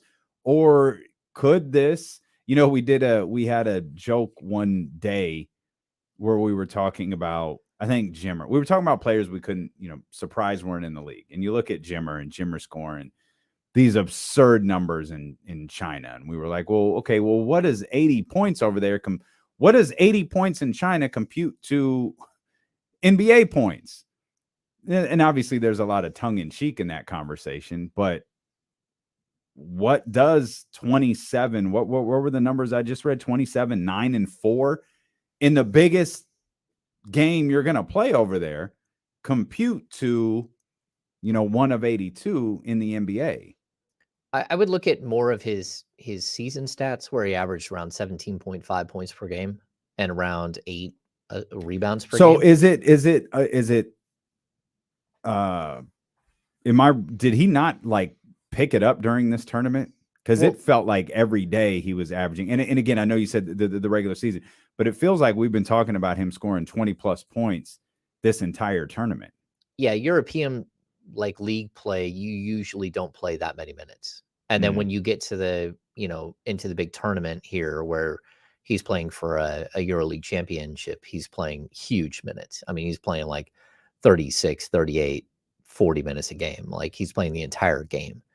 And so, yeah, I think that he is a player that has turned it up, but that's because of the type of play that they're talking about. So during the regular season, he's pretty straight up in both leagues. He averaged right around 17.5 and 8 rebounds per game. Now, whether that translates to the NBA or not, that's a whole nother ballgame, because now we're talking about college stats. Keegan Murray averaged 24.7 and 8.7 or rebounds per game at the college level. That's not translating. But you are talking about other pro players. Now, they might not be NBA pros, but you're not talking about 18, 19, and 20-year-olds. You're talking about other 27, 28, 29-year-olds. Potentially, there might be a 17 or 16-year-old in there on an opposing team. But for the most part, you're talking about other seasoned pros in these tournaments. Well, yeah, the quality of play in Europe is good. Yeah, it's physical. I mean, even if you look at the team that he was his Olympiacos team during the EuroLeague playoffs, they had Tariq Black and Isaiah Cannon on their team. So they have former NBA players. This isn't, even if you look at the team he lost to, it's Lull has been one of the great European players for almost 2 decades. But you had other players that are playing in that game that had NBA experience. Do you recall how similar Bogey's numbers were in you, maybe not necessarily his first year, but maybe his time in Sacramento versus, what he did in the EuroLeague? Very similar. Yeah. I mean, he was his first year, he averaged 12 points, 3.5 assists, 3 rebounds. Second year, 14, third year, 15. He's averaged for his career 14, 3 and 3. And as a European player, when he was coming over, those are kind of the stats that he was putting up. And you didn't think he was going to take some tremendous leap. Yeah, like I can look at his stats, and in Serbia, like for the FIBA World Cup, he put up big numbers, but his like Fenerbahce is the year before he came over, he averaged 14.6, 3.6, and 3.8. Basically the same player he has at the NBA level. Yeah. And that's where, like, I know we could get into this debate about like how Luka was supposed to come over and like be as a player. Luka Doncic was outstanding in Europe, but outstanding in Europe was like 19 points per game, and he wasn't a good shooter. And so everyone's saying, oh, we knew he was going to be a superstar like day one. You thought he'd be like 28-8 or 27-7 or 18-7-7, but you didn't know he would be 30 something because he had never really done that in Europe. I mean, he's very talented, but again, the European game is different. They didn't have the same type of like the same runway that he's had. Well, how much of that was projection though? In that, hey, this kid is 18. This kid is 19. He's really good. He can shoot. He can find the basket. He can pass. Like, there's a lot of things this kid can do that's pretty amazing. He gets a year or two into the league, and obviously his rookie year was incredible. Somehow his second year was even more incredible. But how much of that talk, again, this goes back to the original question about age. Bogey was, 20 something years old, 24, 25 years old. Yeah. He turned 25 during his first season. And, now we're talking about Sasha, who's 27. Again, Luka was very different in that you could project forward, I think, because he was so young in his game still, despite the fact that even he had been a pro for a handful of years, was still very raw. Yeah. And like, here's what my point that I would make. Like the 2017-18 season in EuroLeague play, Luka averaged 16 points, 4.3 assists, and 4.8 rebounds. In the Liga ACB play, he averaged 12.8 points, 5 rebounds, 5 assists. Like, these are the numbers. And also, Luka had been a pro since 2014-15. So we're talking about like 15-year-old Luka. Like he had been a pro for, by the time he got to the NBA, 1, 2, 3, 4 years. He'd already played 4 years as a pro. And so you could start to project what he would be as a player. But again, we're looking at a guy who as in European play, career-wise, shot 33% from 3. He was never like a great shooter. Mm-hmm. So for like folks to say, yeah, we knew he was going to be like a Hall of Fame player. No, you knew he would be a really good player, but you didn't know how good he would be as a scorer because he had not proven that that's who he was at the European level. And I mean, same with Ricky Rubio. Everyone wanted to say Ricky Rubio is going to be the greatest, European point guard to ever come over. He's been really solid. He's had a great career, like overall, but he's never lived up to the hype. No, he didn't. He didn't live up to the hype, especially coming out of that gold medal game in 2008, where it was like, oh my God, this kid is one of the most amazing players I've ever seen. Well, I mean, as a passer and everything else, those skills translate, just like Bogey's skills translate. So I think with Sasha, his shooting numbers will translate. His rebounding numbers, not so much. And it's weird how that's the one that seems to fall off so much with people. Rebound? From either, but both from EuroLeague and college. It's a completely different game trying to grab the basketball in the NBA. Well, especially at the NBA level too, you got to remember that a guy like Sasha is going to be on the perimeter a lot. So if he averaged, like, because I don't think he'll play the minutes that he would in Europe, if he averaged 4.5, 5 rebounds a game, that's probably fine. Like, I don't think he's going to come into the league and average 17 and 8 like that. Maybe I'm wrong. I mean, there's always that possibility that he just, if he does that, I think we all win. Yeah. Well, the Kings certainly are, a much better team if that's what he can do, as long as he can hang on the defensive end at all. And that's going to be my concern. Like, he's a very good inline driver. He's crafty around the rim. He's got a float game. Again, the off-ball movement is what you're going to love. I think the Kings don't have a player like him right now that can play, that can cut and make the moves to really allow Sabonis to, set a guy up. And we'll see that with him. Okay, that poses another question regarding the Sacramento Kings that I want to ask you. I want to dive back into the conference finals as well. The phone lines are open for you, 916-909-1320. You can take part in the poll question over at youtube.com/ESPN1320. It's D'Lo and KC with James Ham sitting in for Kenny Caraway, brought to you by Sky River Casino. Get in on the action. Sky River Casino is the place to play with over 2,000 of the newest slot machines in over 80 table games. Sky's the limit if you're 21 and over at Sky River Casino. We're back. We'll dive back into the NBA when we return here on ESPN 1320. Talking is difficult. Sometimes you just have to speak like a robot. Bryant West, what's up, man? Good. What's going on in here? I don't know. A hell of a name. Made quite a few comments, so I appreciate you. Hit the thumbs up, subscribe button. His name is Kirill. That's what he says. I'm with it. Yeah. Like I like the potential for Sasha, but I also you got to temper expectations about who and what he should be. He's not going to come in and be, at least I don't think, the Kings' third leading scorer. If he's their sixth leading scorer, that's probably more what in line. But we're talking about Fox, Sabonis, Keegan, Herter, Monk. Malik, yeah. So that's 6. Yeah. All right, I'm going to run to the restroom again. Okay. It's coffee. Coffee.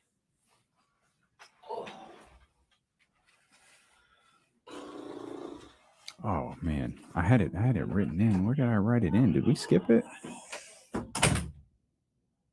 Oh, I didn't write it in till 2. I'll hold off on it a little bit longer. Shout out to Carmelo though. Hey, I'm with it. Appreciate you. Drew Down. What's up, baby? Dave Garcia. What's Brian talking about? At the end of the day, it's cool to get more skilled forwards. Yeah, no doubt. I'm with it.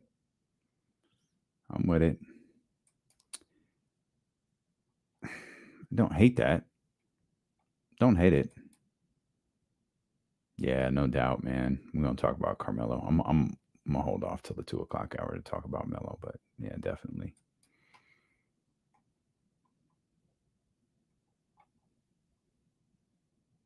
Oh, it's a good. Where'd you go, Chris? Chris, we got this. I'm gonna start this so we can bring that back up with Ham when we get back. Y'all got any plans for the long weekend? I think we might take Friday off. Kind of feels like that's what we're doing. So, G Witty, here's the rule. I believe we agreed on this on a show one day. Kobe gear doesn't count as Lakers gear. So that's why I can comfortably wear this is gear repping Kobe does not count as Laker gear. That's the rule.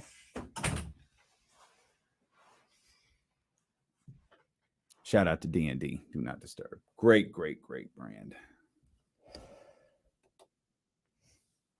I'm back. Yeah, I'll save it for on here. Going to Monterey. Oh, let's go, Rob Dub. That's what's up, man. That's what's up. Make sure we hit some air horns for you before we get out of here. Oh, facts, Brett. That's big facts right there. Kobe sneaker line also applies. That is supporting Kobe. It is rocking Kobe. It's repping Kobe. It's not repping the Lakers. Those original shoes he had, they look like styrofoam space monsters, and they smelled. Oh, they had like a chemical smell that you couldn't get rid of. I don't think I had the original Kobe's. Want to be a part of the conversation? We'd love to hear from you. 916-909-1320. Partner over at the Kings Beat, Sean Cunningham. Of course, Fox 40 is going to join us coming up in the 3:00 hour. Lots to talk to our buddy Sean about. Lots, I realized during the commercial break, we haven't touched on yet that we desperately need to. But first, I want to get to this question that was thrown your way, Hammer, from our man Chris. What's Keegan's defensive potential?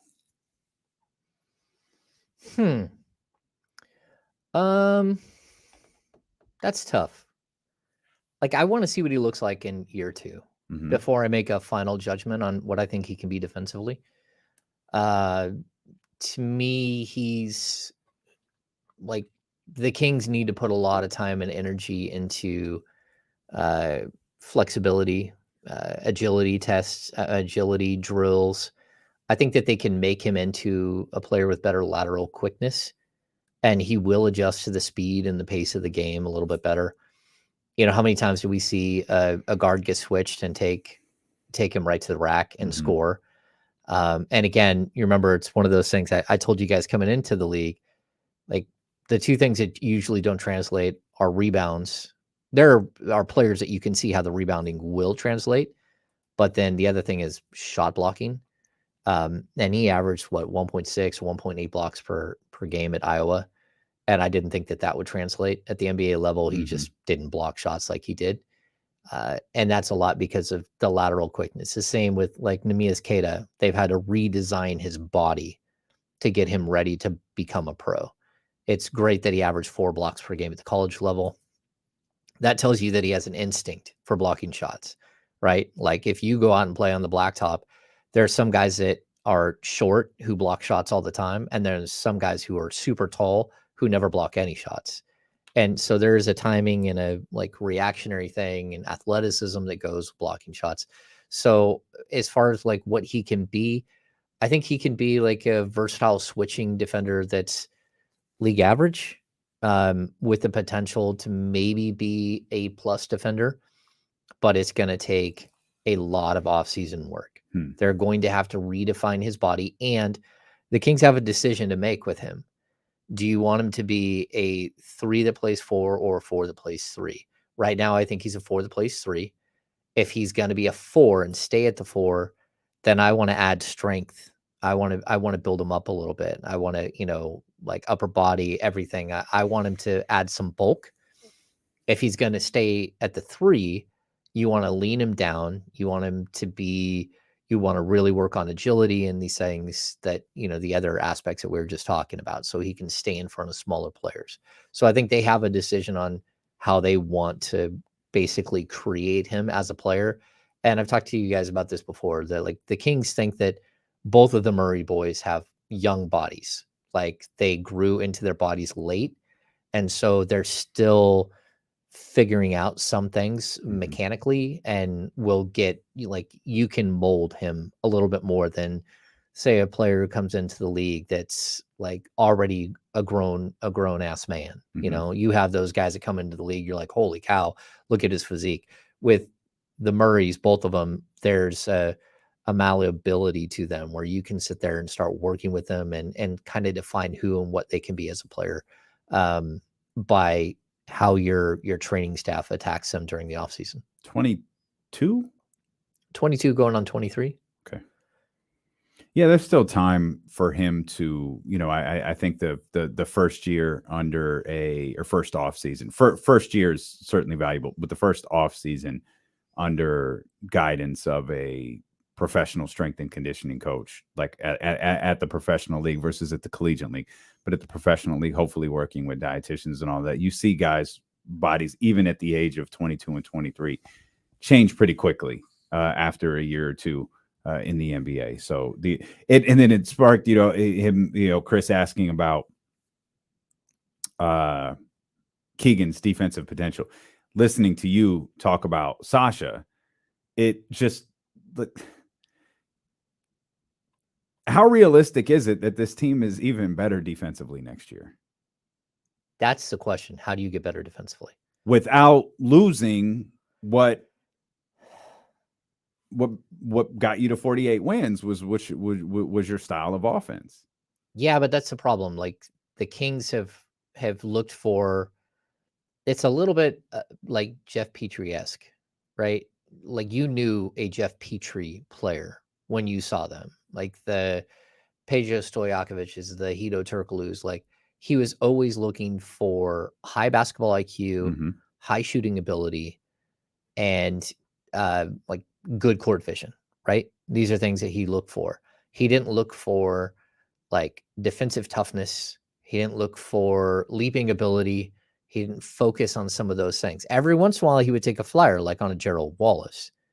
But I look at what Monty's built here too, and it's very similar. High basketball IQ players, like really good shooters. Those are things that he's looking for. And then, but at some point, you do need these two-way players, and I think it's what separates the Boston Celtics and the Denver Nuggets from a roster like the Kings, like where the Kings they have a lot of one-dimensional players.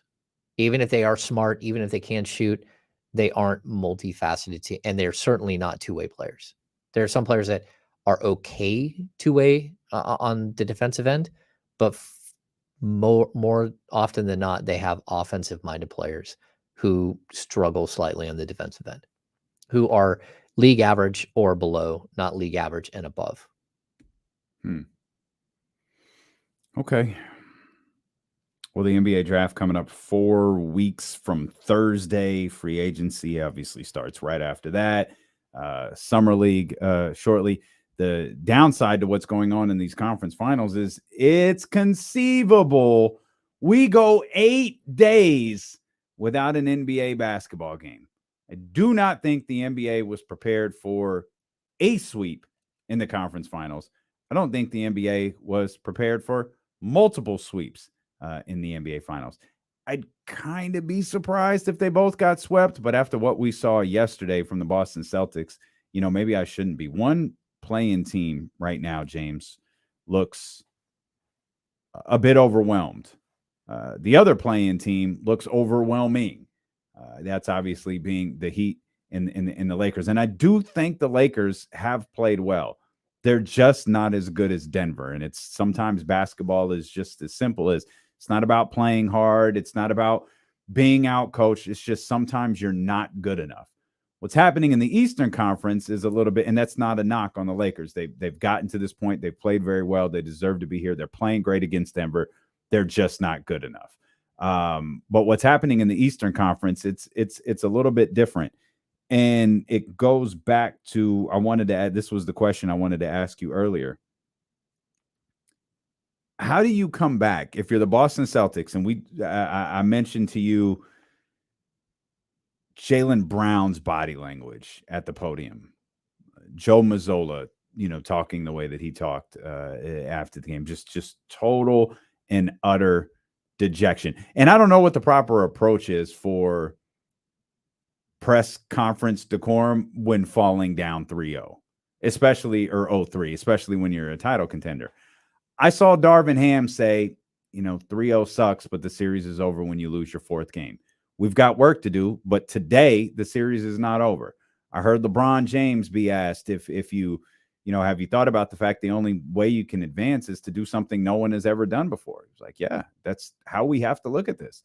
Why not be the first? Like, let's go do this. That's confidence to me. It might be misguided, but it gets Austin Reeves' attention, right? It gets these guys who need that. But playing with LeBron James could do anything. If I'm a Celtic and I'm looking at Jaylen Brown at that podium last night, I'm like, 1, 2, 3 Cancun, this thing is over. How can maybe the wrong question is how? I'll ask you, do you think the Celtics, and I'm not even talking about 4 wins, I'm talking about 1. Can the Celtics come back from what happened to them yesterday? I think they can. And I'll also say you get 1 win and it could turn into 2, and 2 can turn into 3. And next thing you know, we got a series. I actually, regardless of how the two teams have played, when we look at the Lakers and the Celtics, I still think the Celtics are the much better team that even if you compare them to the Heat, they're a better team, and they have the potential, if they can snap out of it, if they can find the right thing, whatever it is it's missing right now, they could actually run the table, where I don't think the Lakers have any shot. I completely agree with you. The one reason I can't state that is because I haven't seen a lot from Boston that leads me to believe they could do it. No, I get you. I agree with the roster, the makeup, like all of that, but they haven't shown it this series. No, I feel like the Lakers have shown it more than the Celtics have. I agree with your point about the Lakers. They can't. I don't believe they can win 4 straight against this Nuggets team. No. But there's enough there with Boston. Like, it's inconceivable for Boston to win 4 straight. I don't think it is. But in this particular series, it just seems I don't know where to pull. Like, I don't know how I could say that and believe it based on what we've seen. I totally get you. And I'll even say, I think the Lakers, if they would have made the big blockbuster trade that they did make at the beginning of the season, I would think a lot differently about what their chances are right now. Because I think that they just feel like a team that's close, but they haven't been together long enough. They have some pieces that have been together, but other pieces haven't. They haven't figured out how to use like a Malik Beasley to change things in this. They stumbled upon Reeves. They, like some of these things, they have not been something that's happened all season. They just started playing Lonnie Walker, what, a week ago? Week and a half ago? Yeah. And I just look at that team and I think, okay, like there was potential for you to be something different, but you didn't quite get the thing put together quick enough. Yeah. Where the Celtics have been together, they know exactly what's happening. And that's where I think it's hard to watch a team that, number one, is still really young.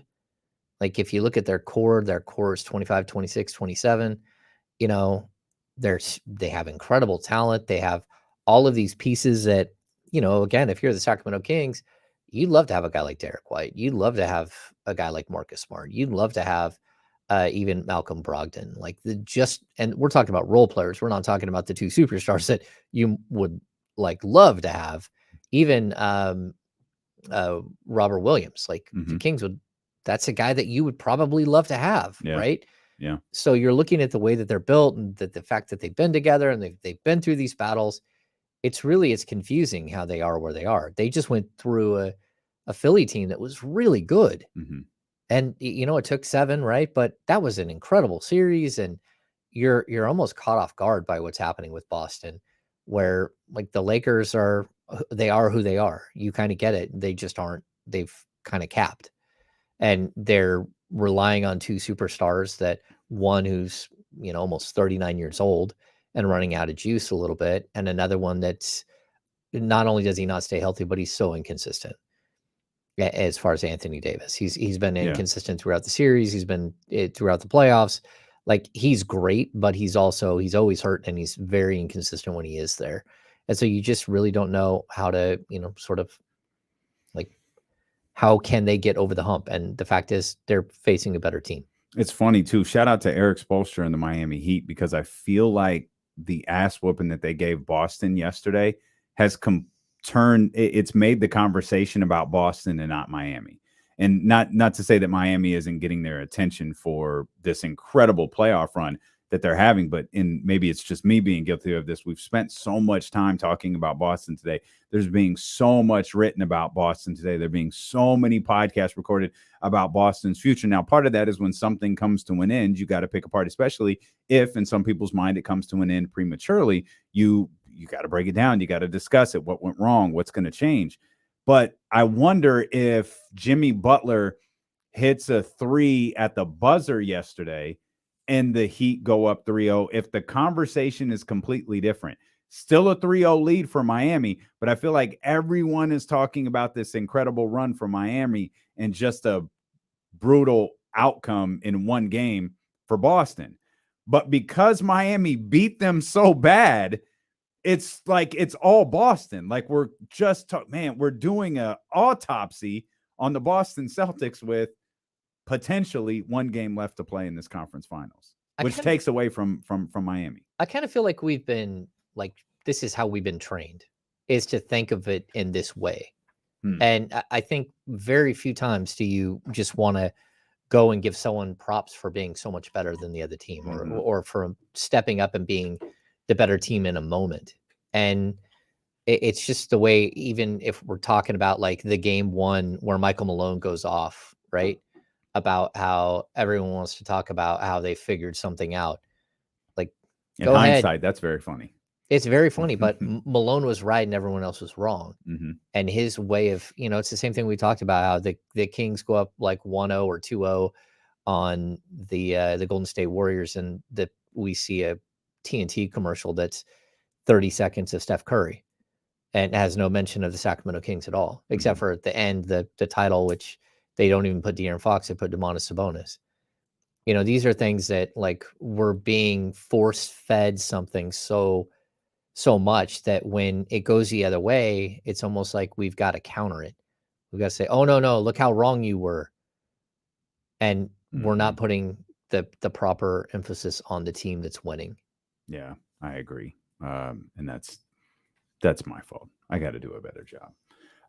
You're listening to D-Lo and KC on KIFM, West Sacramento 98.5 FM, KRX QHD2 Sacramento, ESPN 1320, always live on the free Odyssey app, live on Twitch, YouTube as well. Buddha still there? Skip Buddha, 916-909-1320. Buddha, what's happening? Good to hear from you, brother. What's up, family? How y'all doing today, man? We good, baby. What's going on? Hey, it's good to talk to y'all again. I basically wanted to answer the question that y'all was talking about. You said how many pieces is Sac away for real to being, like, I guess, a contender. I feel like they pretty much 2 pieces away, because, like, in the playoffs, you basically see they really playing like 8, 9-man rotations. So I say that you got like Sabonis, you got Fox, you got Keegan, you got Kev. You still need somebody at the 4 that can, like, guard, like, Giannis's, the big 4s, like, so we can have advantage most nights in the, like, paint. But we need something like that. But as far as I feel like we need another 3-and-D wing off the bench too, and my guy would be Jalen McDaniels, because his brother, he fit next to guys like Nas Reed and stuff like that. That's who some people was talking about. And I feel like Jalen McDaniels will fit because he got coast-to-coast ability. He's a 3-and-D guy. He hovered around league average shooting. He got the same body frame as his brother. And, like, he's very active on the defensive end. And he can pass, and he rebounds better than Harrison Barnes, to be honest, because Harrison Barnes, he's at 4.5 rebounds, and Jalen McDaniels, he's at 4.3. He played last minute. So I wanted to see what you guys think about him. All right, Buddha. Appreciate you. 916-909-1320. If you want to get in, any thoughts on Buddha's roster overhaul there with a couple of those role players? Yeah, I mean, I really like Jalen McDaniels. I like both of McDaniels. I do. But, like, when it comes to Jalen, I have to ask the question, like, where does he fit in the grand scheme of things? Is he better than Kessler Edwards? Does he have a higher end potential? And the answer is he might, but you don't know. And I think he's a guy who put up a bunch of numbers on a bad team, on a team that had a bunch of injuries as far as Charlotte. He got traded to Philly. And again, I like him, and I think that he's a player that might fit into what you're trying to do. But if you're a team like the Kings, you need guys that you know what they are. And so if I like an example, how I look at Jalen McDaniels, is he better than Glenn Robinson III? Or is he that same player? Is he a player who got a little bit of extra opportunity, and so he put up a little bit better numbers, and then you think that he might be something, but he can't really match that 10 points per game that he averaged with Charlotte? Like, I'm just not sure that he's like a game changer. Now, defensively, I think he's good. He's got length. He's 6'9". These are the types of players that the Kings need to find. The question is, can they find a version who has playoff experience, who has shown that they can do this for 5 years, not just 1 year? And even with Kessler, that's the problem with Kessler. Like, Kessler Edwards could very well turn into one of these guys that you're looking for, that you're dreaming of, right? But you're a team that might not have time to wait for that, and who doesn't have the ability to hide a player like that all the time. You're not so good that you can hide a player like that. I mean, look at a developing player. Yeah, or a player that has some inadequacies that you can't, you just can't hide. So look at Philly. When Philly has like this monster roster with Tobias Harrison and Joel Embiid and James Harden and even Tyrese Maxey, Like you can have a Matisse Thybulle who cannot score at all, who averages like 3 or 4 points a game, but who's a great defender. That's fine. The Kings aren't that same. They can't do that. Like every team is different in the way their makeup is, and you have to figure out. It's again, it's sort of this blending of like how do you find a player that fits perfectly with De'Aaron Fox and Domantas Sabonis? Two guys who don't shoot. So you need to surround them with shooters.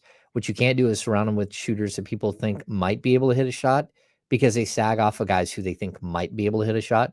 If they know a guy can hit a shot like Kevin Huerter, he has a gravitational pull towards him. The defense does. Same thing with Malik Monk. Like people fear Malik Monk's shooting ability.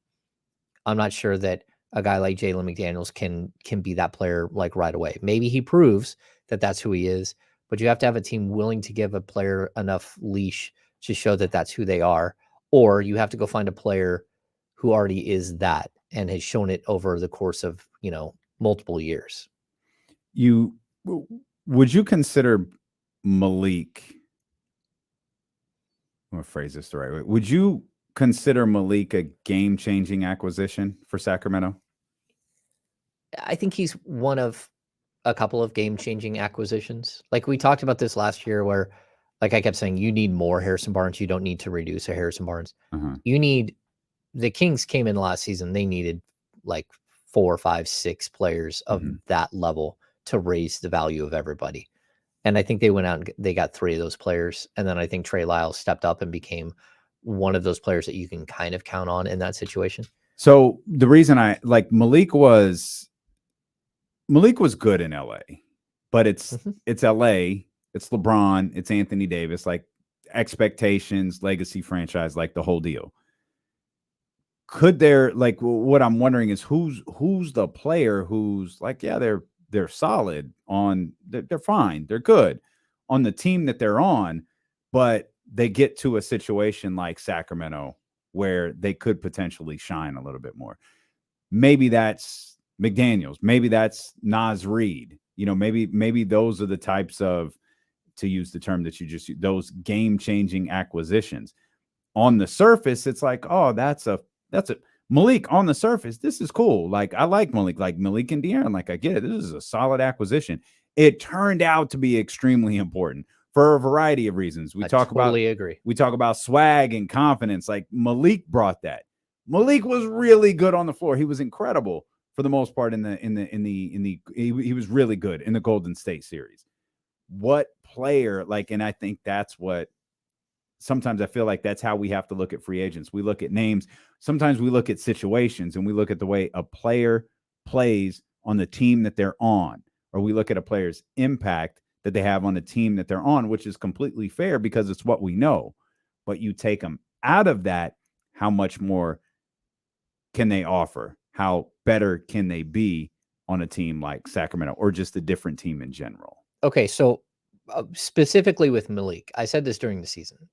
I think that Malik has always had this personality. He's always been this guy. But early in his career, it was looked at as a bit of a negative. He was a guy who you looked at who was fun, who has energy, but maybe didn't have the substance, right? He goes to the Lakers, and when he's with the Lakers, I think he learned how to be a professional, like maybe a little bit more than he had in his previous stop. But then I also think that his personality on the team, like where he fit in the team, was so far down on the pecking order that you've got like superstars there, you have big personalities there. And so he was almost looked at as like a little brother. He gets to Sacramento, everyone is about his age. Everybody there's a bunch of players that are around his playing ability level. Mm-hmm. And then your superstars or your star level players, they aren't LeBron and AD. They're Domantas Sabonis and De'Aaron Fox, guys who haven't established themselves as that next level. So Malik walks into a room where he's allowed to be himself, allowed to express himself, allowed to come out of his shell and really fill the role. I think also putting him in as a 6th man and leaving him as a 6th man and making, like, really allowing him to be the leader of the second team gave him an identity that he didn't have in previous stops. And I think it's perfect, right? as an undersized 2 starting for the Lakers, sure, he got a lot of open looks because you're playing with really, really good players who draw a lot of attention. With the Kings, he was able to become something different. That was, that Bobby Jackson role that Lou Williams or Jamal Crawford, and I think he can get better from there. Jordan Clarkson. Now, when you say who is it, that player that you look around the league, I'm going to keep pointing to the same guy, because the Kings, as much as they needed an energizer and someone like Malik Monk, they need someone who can take that approach on the defensive end and galvanize the team that way. The same way that Malik did as this energizer bunny and bring this energy. I think that OG Anunoby is a guy who's always been a 3rd or 4th option on his team. There's always been a Fred VanVleet or a Kyle Lowry or Pascal Siakam or a Kawhi Leonard in front of him that absorbs a lot of the pressure as far as offensively and what he can be. But if you were allowed to take him and put him in a new situation where he could be the 3rd leading scorer, and he can also be the galvanizing force on the offensive end, on the defensive end, that you could see a player who takes his game to where he is an all defensive player, second team all defensive or first team, depending on the year, but who also can be considered one of the better 2-way players in the league. One of the more interesting rule changes in recent NFL memory has just gone into effect. We'll tell you what that is. Plus, James will pay tribute to one of his favorite players who retired today, officially. That's coming up when D'Lo and Casey return here on Sacramento Sports Leader, ESPN 1320. Oh, man, I'm going to get up for it. I don't know why I turned your microphone off. I think I need to take a bite of a sandwich.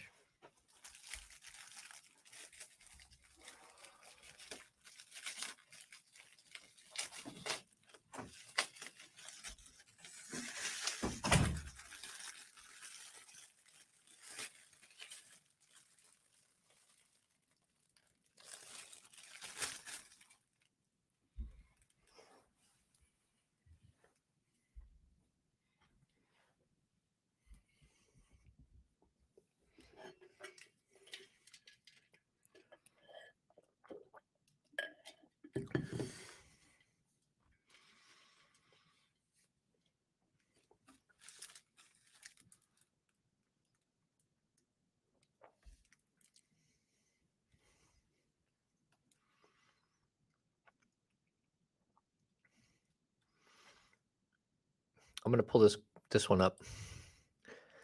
Kevin would be excellent as a bench rotational shooter. Kevin Huerter actually was really good for the Kings this year. He had a bad playoffs, but outside of that, and he had some ups and downs, but he provides mismatches at 6'7" over other guards that I think people just miss. They're, again, for as good as Kevin was shooting the 3, and what did he shoot? Over 40% on the year, right? 40.2. He was also really good inside the arc. And that's something that I think people missed with him. He's a really good finisher around the rim. And at 24, he has room to grow and to be a better player. So don't forget that, again, this is a 6'7" dude. The fact that you have another guy that plays behind him who changes the energy on the court, that's a good thing. This isn't for how many times that, Mike Bibby got hurt during his time with the Kings, and they didn't go to Bobby Jackson as a starter. It was a reason. They kept him separately. They kept him separate because they wanted to allow him to be that play. You want to have guys that play specific roles, and I just think that Malik Monk plays a specific role.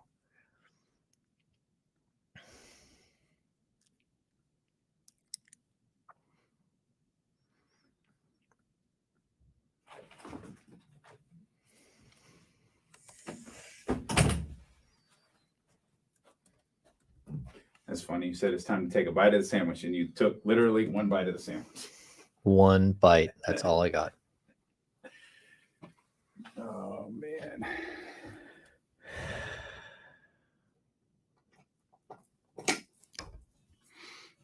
James, talk about boxing while I was gone. The A's officially let go of Glenn Kuiper. How long do you have that or job? NBC Sports officially let go. A long time.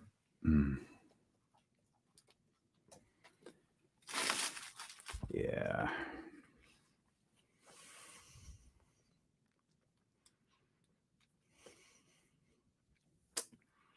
Yeah, it's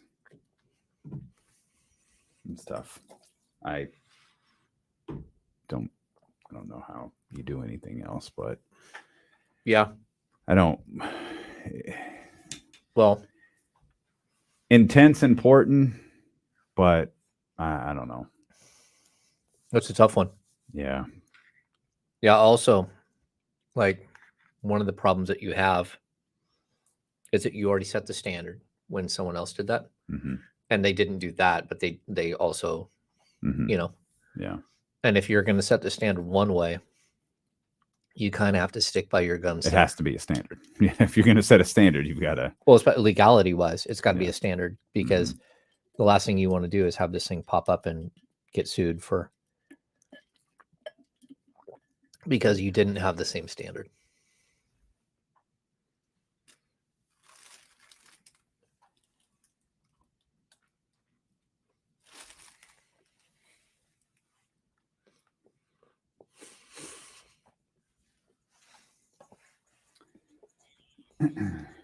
Oh, man.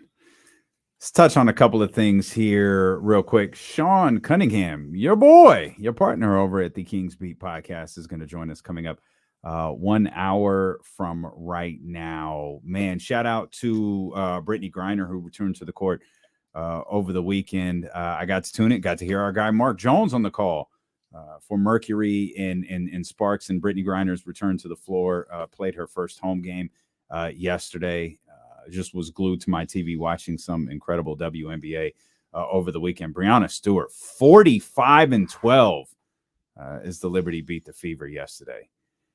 Woo, goodness gracious. Shot over them all game long. She is bad, man. And the combination of Breanna Stewart and Sabrina Ionescu should be something special to watch all season long. Meanwhile, the Las Vegas Aces helped the Seattle Storm kick off the post-Sue Bird era by beating them by 41. Now, context is important, and if Kenny was here, he'd say, I wish to tell the whole story.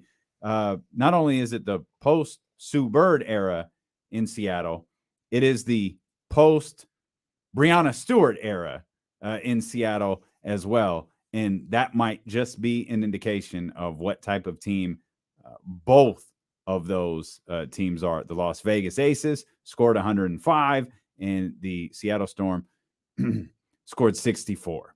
So that's tough. Yeah.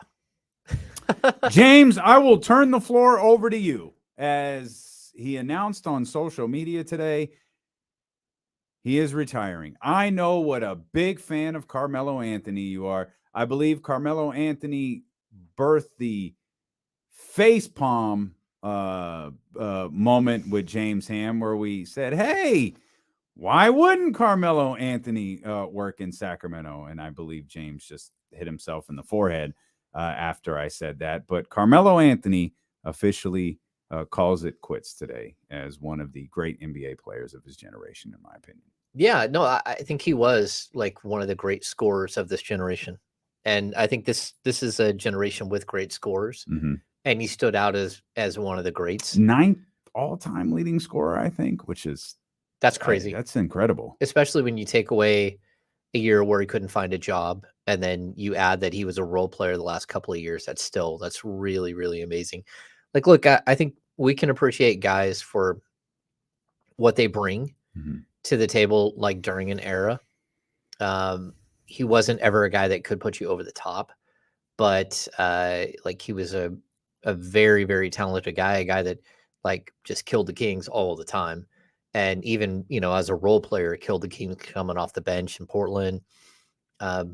Is he one of my favorite players to watch? No. I like free-flowing basketball. I like the ball moving from one side to the next Ball gets stuck with him. That's yeah, true. the ball got stuck, and so he like James Harden is like the worst for me to watch. I can't handle watching it, even though he does, average 10 assists per game. But with Carmelo, it's just something different. I thought, he's a guy who probably will get credit for bringing along a lot of young players. Like a lot of young players probably looked up to him in a way that they did with T-Mac, which I was always surprised how big of an impact T-Mac had on a ton of players, including like Kevin Durant. Really, really like designed his game after T-Mac as a young player. Yeah, I'm a Carmelo guy. I wish his career had got to end a little bit differently. I wish he had gotten to play one more season and then retired rather than just not getting picked up anymore and deciding to call it quits. But as you said, one of the generation's great scorers, one of the league's great scorers in history, Carmelo Anthony, officially retires today. 916-909-1320. Let's get our brother TC in here. TC, what's going on, baby? Hammer, D-Lo, what's up with y'all, man? What's going on, TC? What's happening? All right. Hey, just real simple. I don't know if I'm just chiming in. I don't know if y'all touched on it, but just quick question, Ham, D-Lo, like seriously, all BS aside, like what you guys think about Dillon Brooks, like coming off the bench? I think like all the craziness and madness, I think Mike Brown would be able to control that, and he'd be a good piece like defensively for us. You get what I'm saying? Like seriously. Yeah. Okay. Appreciate you, TC. What do you think? Dillon Brooks in the Sacramento Kings uniform. Yeah, I don't love it. And mainly because he's a very inefficient player. Like I think he does bring defense and he does bring toughness. And I think the Kings could use both of those. I also think like the Kings could use a starting level small forward. They don't have it. It's not decided on what they're doing at that position. But Brooks, for me, throughout his career, like he's not efficient at all. I mean, we're talking about a guy who shoots 41.6% from the field. And to me, that it stands out. Like he's had some good seasons. He's a good mid-range shooter. He's never been a great 3-point shooter. I think he might just be a bad fit offensively. Not that, I don't think that they could fit him in. I don't know. I'm just not willing to go out on a limb because personality-wise and just fit-wise, he shrinks the court like you already have players that do that. And are you going to get enough out of him to make it worthwhile? And I'm not sure. Yeah, there's all sorts of interesting, notes out there. I haven't really seen anything on Dillon Brooks and what type of market he'll command. Obviously, I think there are people looking at the Memphis Grizzlies a little bit funny. Dillon Brooks took a lot of heat following the Los Angeles Lakers series. Obviously, that's a 2 losing to a play-in team. That's it's a role player kind of punching out of his weight class a little bit, going at arguably the greatest of all time, which if you want to do that, like, okay, but you better be able to deal with the consequences once you get punched back. He got punched back and just kind of tucked tail and ran. He didn't speak to the media in the last handful of games when that team was essentially embarrassed. And I haven't read a lot about Dillon Brooks, but I wonder how much also the narrative on Memphis has changed based on the latest issue involving John Morant. And if that takes a little bit of heat off of Dillon Brooks headed into free agency. It doesn't change the type of player that he is, but I think there's an opinion on Dillon Brooks right now that's not completely based on him as a player. I think he's lumped in with the silliness that accompanied the Memphis Grizzlies season, but I think the latest Ja Morant incident may take some of that away from him and give him a little bit more leniency once free agency begins. Don't know that I love a Sacramento fit, but still. Here's an interesting question then. Memphis finishes a 2 seed in the Western Conference, flames out early in the playoffs. Boston is a number 2 seed in the Eastern Conference, and they're still going, but it looks like they're going to flame out in the finals. Why are we looking at one coach one way and another coach who his players literally ran amok the entire season? Oh, why are we looking at one coach totally different than we are the other coach? Perfectly fair question. And I brought this up after the latest Ja thing with Taylor Jenkins. Is it feels like Taylor Jenkins has escaped a lot of heat. Now, he's a basketball coach. He's not a babysitter. And it sounds like the Memphis Grizzlies needed a goddamn babysitter.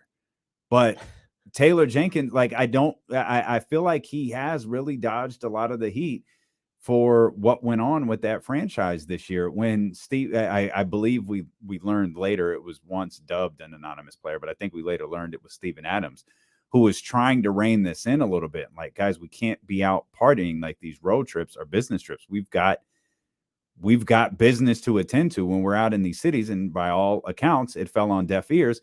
Where was Taylor Jenkins in that? You know, we started to hear different things after the first Ja Morant incident about flying out every night, same night of game, like never staying overnight anymore because of these situations involving these guys.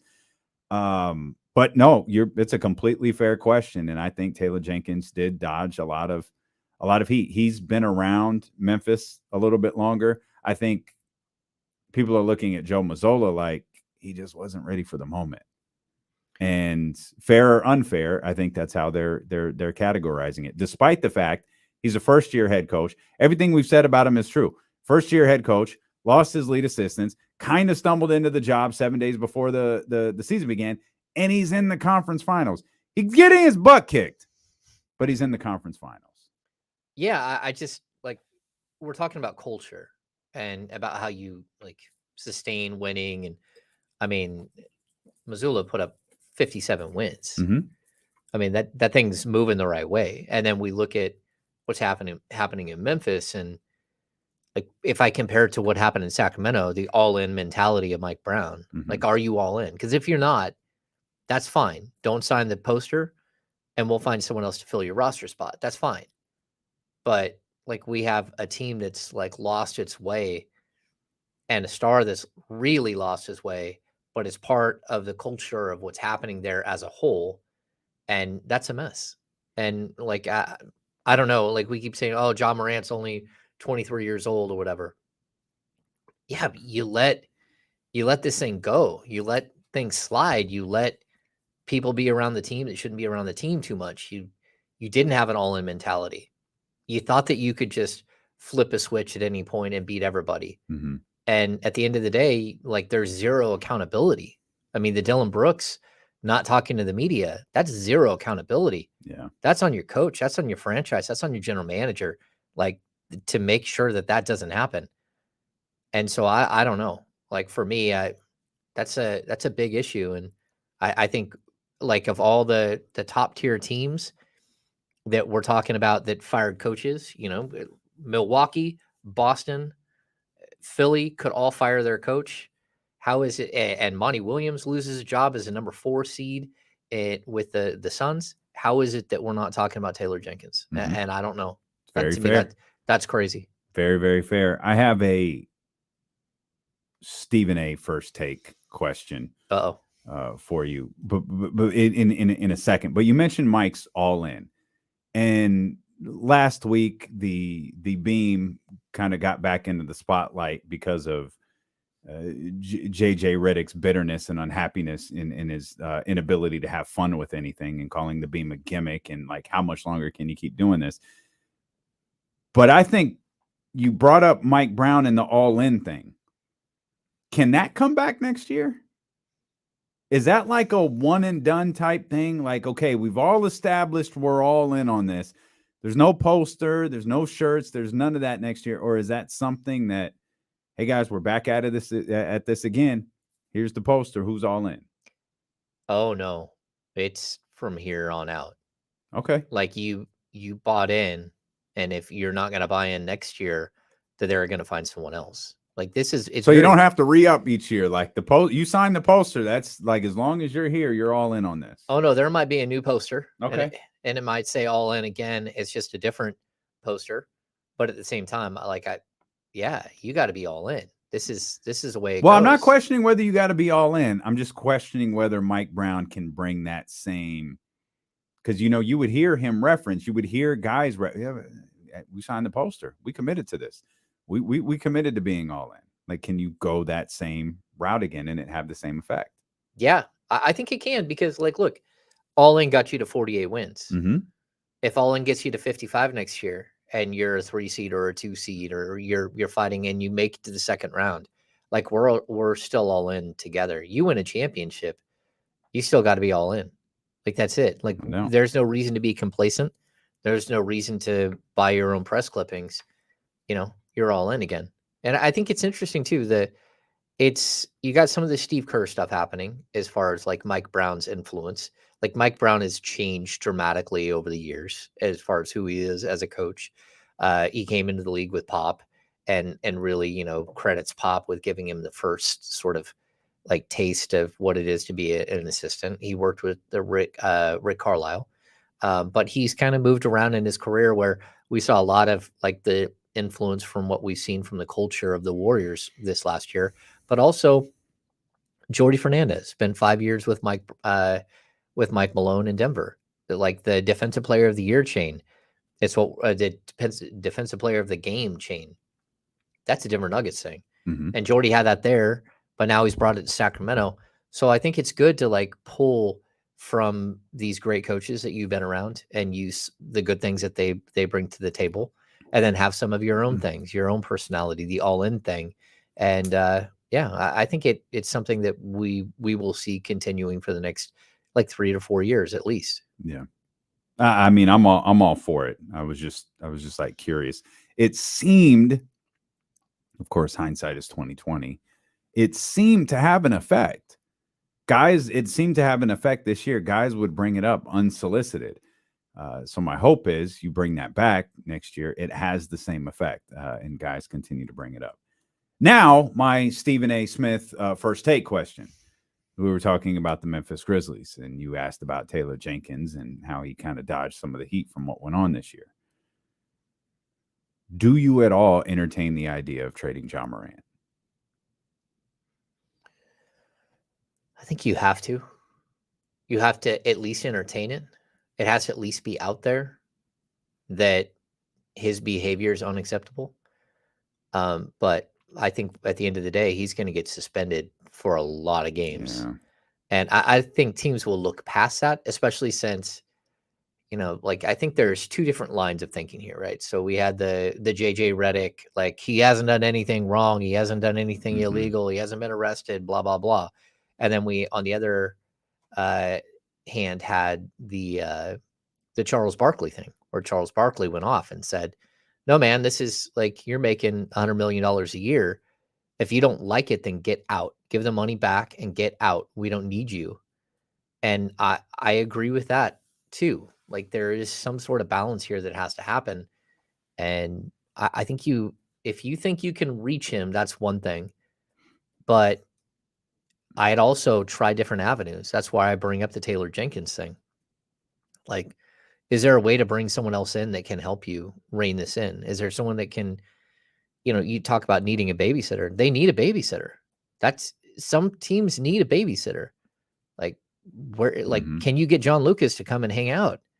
Like, is there someone out there that can reach Ja Morant in a real way and show him how destructive he's being, not just for the NBA brand and all these, but to himself? And I don't know. Like, you'd have to at least think about it, because you're going to get gold for him, because there's always going to be someone who thinks they can fix what's going on. Mm-hmm. But I need to know what's going on before I know if I can fix it. And that's the biggest problem with him, because I don't want to put blame on the people he's hanging out with. It's always him who's doing it. Yeah, it feels like the problem's him. It does. I mean, maybe it's not the best crew, but at some point you've got to be responsible for your behavior.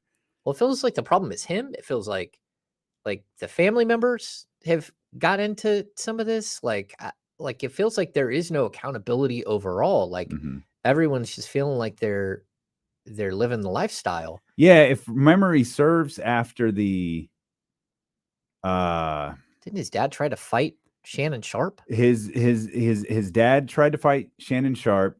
One of his friends got booted from an arena, but I believe it was his dad and his uncle showed up with like Ja Morant redemption T-shirts. His first game back, talking about, oh, what an ovation, you know, this ovation is going to be healing. Did that help? No, it didn't. It didn't. It did not help. Like you got to be like on top of this situation. Like there was a Kings player that signed a couple of years ago. It's not a couple of years. It's more like 7-8 years ago now. When he signed 2 10-day contracts, his agent came here and stayed with him the whole time because he had problems multiple times. Mm-hmm. And that was Terrence Williams. And like, that's kind of the path that Ja's going down. It's that type of path where he's so destructive to himself and he's not seeing that at all. And his agent was here every day in Sacramento, lived in Sacramento for 2 weeks, well, for 20 days on 2 10 days, and said, no, I'm going to make sure that I'm here and I'm being part of the solution. And I'm not going to be somebody who allows something bad to happen or allows him to think that he's comfortable or he's okay now. No, some players, they have to have that. And at this point, man, if I'm Steven Adams too, and I'm a teammate, I'm looking at him like, how do I help here? Yeah. And that's why I posed the question about, do you entertain trading Ja Morant? Because how much of the locker room, use to recycle a term we use with coaches, how much of the locker room has he lost? And I mean, maybe he hasn't. Yeah. From everything we've heard, this stuff with Ja was with Ja. It wasn't like teammates were out with him. It wasn't like it was, 7, 8, 9 Memphis Grizzlies going to the strip club everywhere they went or going to the party or whatever it was. Again, from everything, it was Ja who was doing it. And Steven Adams approached it as a we situation rather than a you situation, which I think is what good leaders do. They'll bring everyone in. Hey, we've got to do better at this. We've got to do this. We've got to do that. Now we know, to no fault of Steven Adams, that didn't work. Now it needs to be clear. This is a you problem that you need to fix. And we can look around at the Grizzlies and we can laugh at Dillon Brooks or blame Dillon Brooks. And I think it's a perfectly fair question to look at Taylor Jenkins and go, how did this happen? And, now that we continue this conversation, Taylor Jenkins was a 2 that was eliminated by a play-in team. And there was literally no conversation about Taylor Jenkins' future at all. But Joe Mazzulla's gone. Doc Rivers is gone. Monty Williams is gone. Mike and Budenholzer are gone. And they might not be the right calls. Like, firing those coaches does not necessarily mean it was the right call, but it was a call that they made. We knew there's been speculation about Mike Budenholzer for years. Like, dude, I think saved his job by winning a championship. I don't think there was a ton of speculation around Monty till very, very recently. Doc, you knew when he blew the lead, he was probably fired just because he added 2 more losses to that incredible total of closeout games that he has in the loss category. Taylor Jenkins, nothing. Yeah, I'm looking at that and I'm like, do you want Ja around Desmond Bane? Do you want him around Jaren Jackson Jr.? Do you want him and this negative influence and these people that he brings with him? Do you want them around other young players? Mm-hmm. And this is a young team. And if, like, I would point to last season, how good were they without Ja? Like, man, Tyus Jones is a really good point guard. He doesn't make mistakes. He goes out there and does his job. He plays defense. He doesn't turn the ball over. And if I'm that team, I have to start thinking, like, is Desmond Bane my answer instead of Ja Morant? And that's one of the weirdest footnotes to all of this is he's out. Like, I was reading an article today, like one of Carmelo's Knicks teams that Phil ran was like 6-51 or something when he was out. Like, they were just awful. The Ja Morant Memphis Grizzlies record when Ja Morant is so weird. It's like, what do you do with this information? This team wins at an incredible clip when their best player is gone.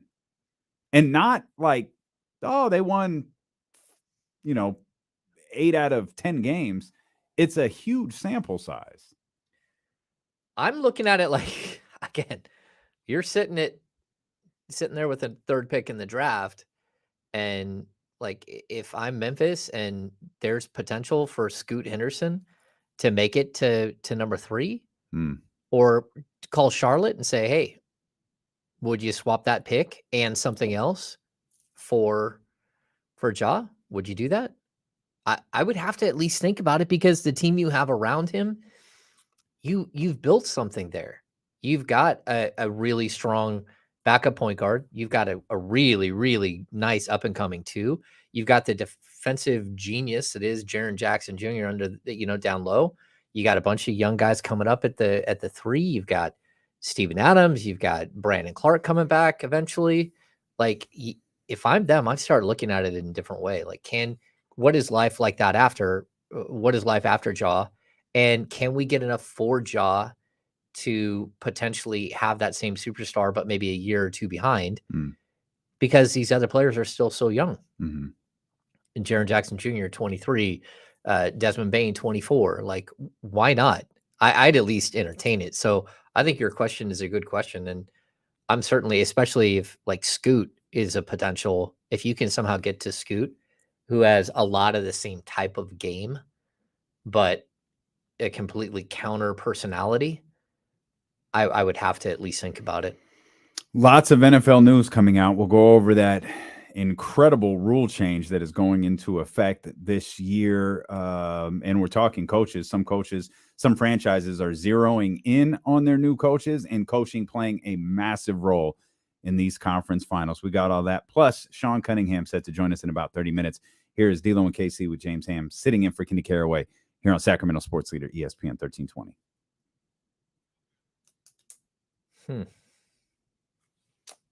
Super Bowl back at Levi's. Official. Yeah. All righty. The NFL draft at Lambeau Field. Mm-hmm. Yeah, because you got World Cup too. That's going to be massive. I love it. World Cup.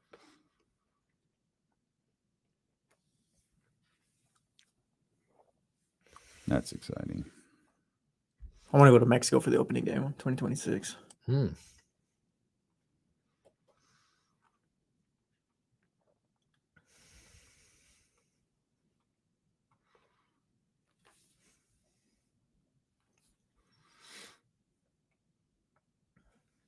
I got my first quote back for the turf install. Uh-oh. It's fucking $16,000. Is that with sprinklers? No, it had nothing to do with sprinklers. Because they like cap the sprinklers because you don't have to water it the same. Because it's turf. You mean actual astroturf? Like field turf. Yeah. $16,000. It's like, well, that's a shame. We'll do like a contest on the show. Whoever, like the 5 people who win get to work on your backyard. That's a shame. It's a shame that I'm not going to have turf back there. And I keep looking up turf, and it's like, I mean, it's not any $3, $4 per square foot, and oh Lord, it's a prep. Oh man, it was incredible. Just watch a YouTube video, and we'll be out there working on your backyard, man. Dude, I'm telling you, I could get you a roll. Like they're selling 7 feet wide by 32 feet long rolls of turf that was at Bear River. Well, at the turf field that's by Bear River High School. So you can buy rolls of turf. It's used, but I mean, it's still got plenty of life in it. Got to strip that down. You got to put a base layer down. And you got to put decomposed gravel, which is super cheap. And then you have to tamp it. And then you lay the stuff down, and you can stake it. Go throw all this stuff in the back of my car at the Home Depot. Yep. Just throw it all back there. Oh, you can have people deliver decomposed decomposed granite. And then you just use a tamper and you make a flat surface. Then you roll the turf out, cut it to shape.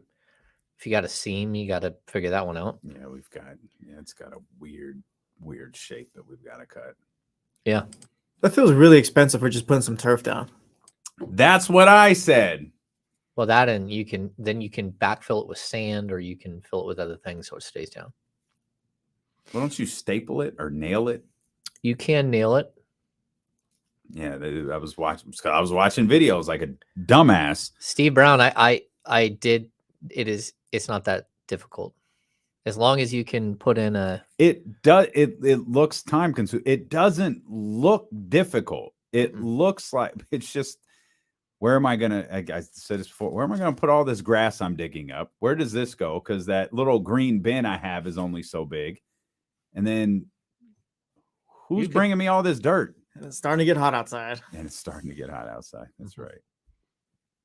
I'm gonna have to work on it either way, because even if I don't get grass, I'm like I have a Home Depot cart with what's the thing that you were talking about that you roll and it tears up the soil?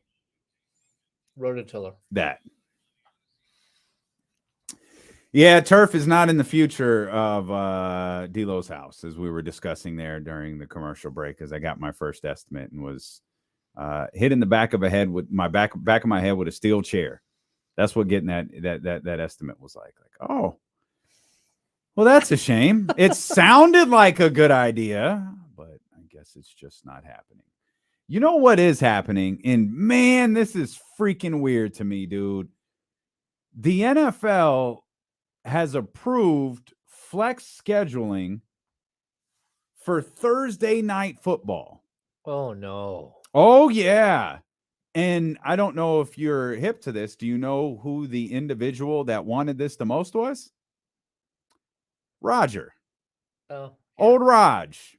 He wanted flex scheduling. So they did kind of an unofficial vote. They tested the waters, if you will, I think about 6 months ago on this idea. And it was no. We're not doing this.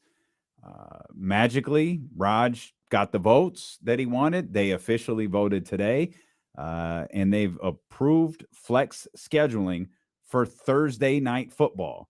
It's in effect for weeks 13 to 17, and it requires teams getting 28 days of notice. Interesting. This is fascinating for so many reasons. I don't get it. Like, I think the only way you should have to play Thursday night football is if you had your bye week. So you take a bunch of teams that have their bye week on Sunday and you let them play on Thursday night. That's okay to me, because then you're not playing 5 days later. Like, you have to have recovery. That's why so many players get hurt in the NFL. They're just, I mean, the speed, the pace, the strength, all that stuff. But you have to recover. And some of these teams have to play all these games in so many days. I mean, that's why the NBA went away from 4 games in 5 nights, 5 games in 7 nights. Like, yeah, the NBA, the NFL does not care. No. They pretend to. They do a really, really good job of pretending to. But when push comes to shove, it's clear they don't. No. And it passed with a 24-8 vote. They needed 24 votes for it to pass. They got the exact number they needed to push this through. You know, the other thing they're not even really considering, you know how many players go out there and get a concussion in a week, right? You know how many players probably in addition have like minor concussions that don't register, and they need longer to heal. They need to, they can recover in a week, but you start shortening these times, man, you're just asking for it. God, it really, like, I love the NFL. I'm a huge fantasy football player. It just feels like they don't consider the health of their players at all. I mean, at all. I mean, the NBA is at least trying to consider what players' knees and ankles look like after their careers, their backs. by separating days, giving more time for recovery, like learning more and more and more about, the way the body works and rest and game management and all that. But it just doesn't feel like the NFL cares. They just know that there's another 50 guys waiting to replace a 53-man roster at any time that you can go pull from, even though they don't even have a minor league system. There's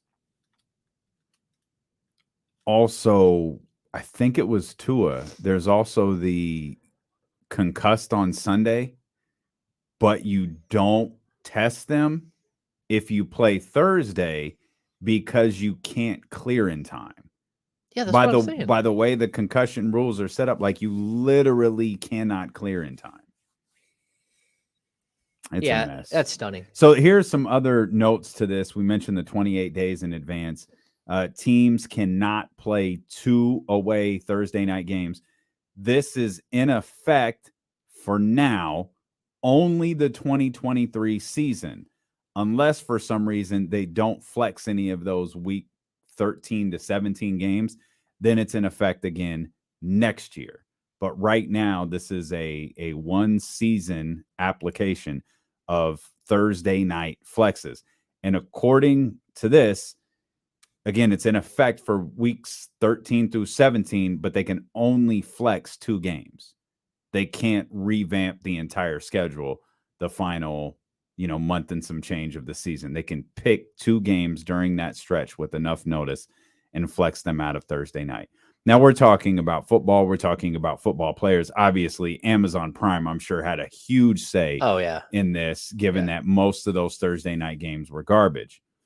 What we're not thinking about is poor little Jimmy, who bought a ticket for a Thursday night football game that may actually be played on Sunday at 10.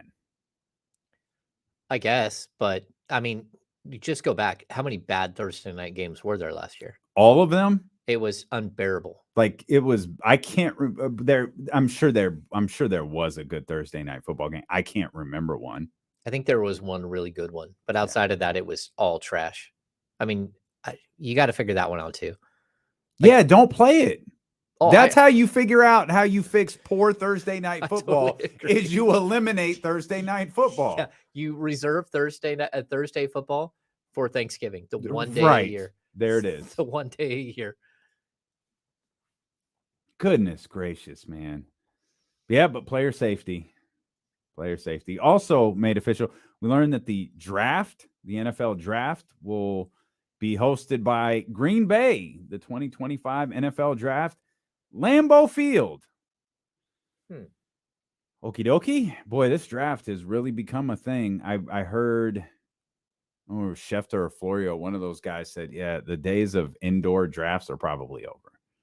We're probably never doing that again, given the crowds that Tennessee has pulled, given the crowds that these cities have pulled for the NFL draft. It's almost like Super Bowl 2.0.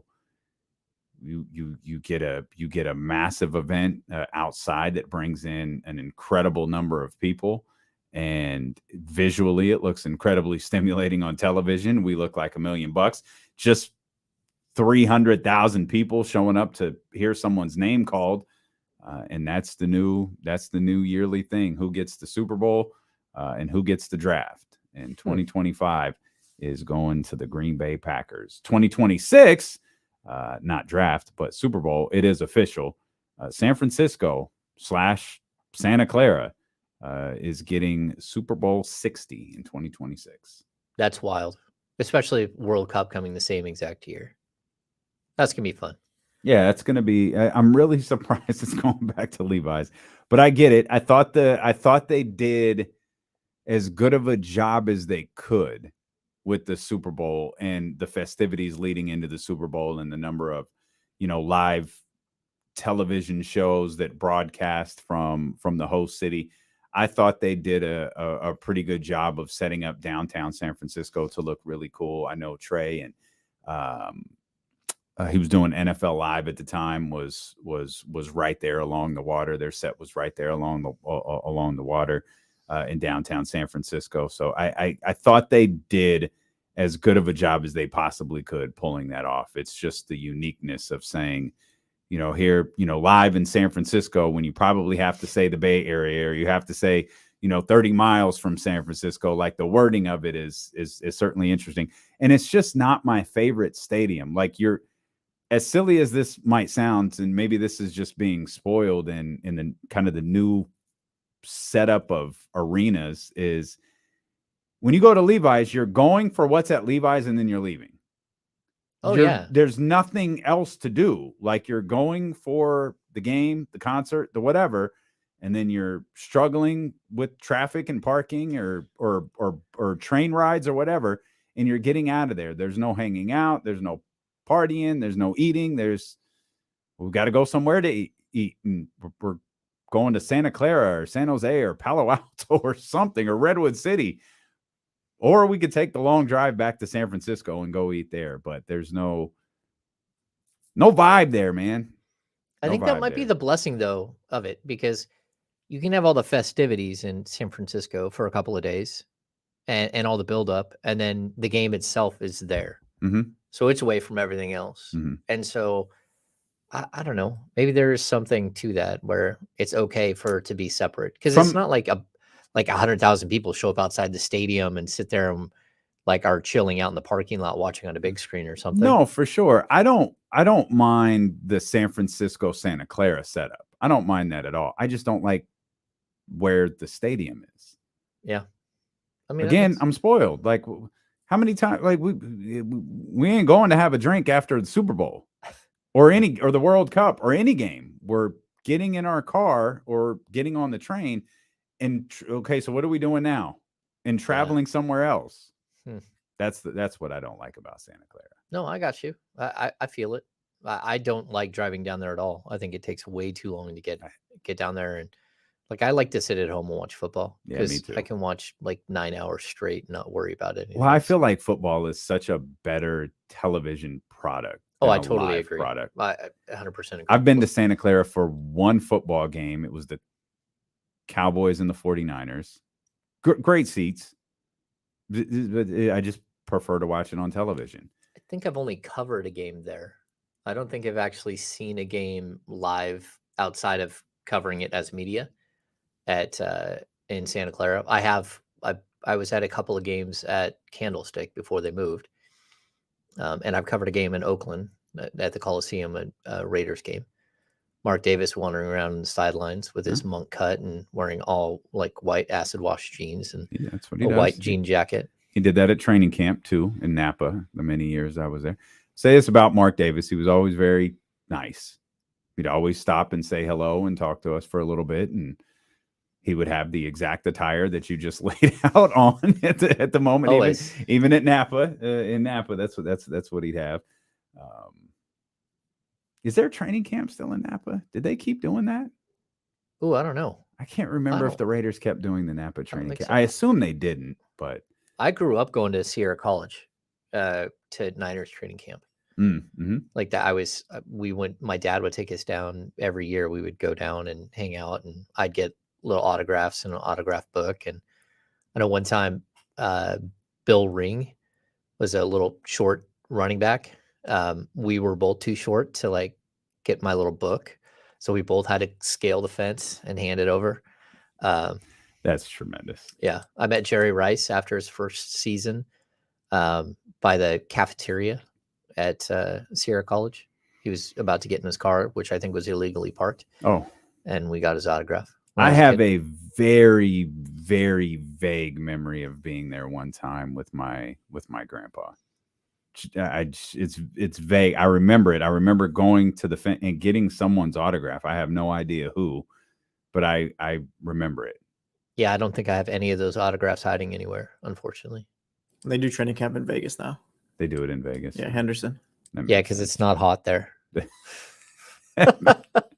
Makes sense. Yeah. It's D'Lo and KC here. James Ham sitting in for Kenny Caraway on KIFM West Sacramento, 98.5 FM KRX QHD2 Sacramento, ESPN 1320. Always live on the free Odyssey app. You can watch the show live and on demand over at twitch.tv/ESPN1320, youtube.com/ESPN1320. You miss any part of the show, you can download the podcast wherever you get podcasts from. Speaking of podcasts, the King's Beat should be a regular part of your podcast rotation. And one of James's partners over at the Kings Beat, Fox 40's Sean Cunningham, going to join us coming up in about 15 minutes. In about 2 hours, we'll head out to Los Angeles, Game 4 of the Western Conference Finals, with the first of 2 opportunities coming up here over the next 2 nights, with teams having the opportunity to sweep their opponent. We've talked a lot about coaching. We should mention this too, James, before the show gets away from us. Bucks are zeroing in on their head coach. Finalists right now, Nick Nurse, Kenny Atkinson, and Adrian Griffin. Those are the top candidates for the Milwaukee job. And I asked you a question. I think I asked it off the air. The Suns, 76ers, Raptors are still available. With all the speculation around Joe Mazulla, I wonder if those 3 franchises start to move a little bit quicker in trying to find their next head coach, given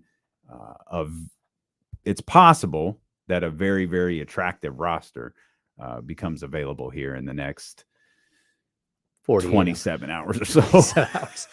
Yeah, I certainly, if I'm those guys, number one, I'm pulling for a Boston win just to buy a little bit of time. Yeah. But then on top if you're of those that, franchises, you're talking about like the Suns, Sixers, those groups. Yeah. And I mean, how many teams are going to put out their top 3, and how many of those will have Nick Nurse as like right there at the top, and then like 2 other guys? And I think that's going to be like who's going to land Nick Nurse. Kind of feels that way too. Yeah. I kind of feel the same way. The Bucks thing is a little bit weird. Are the Bucks for sale or not?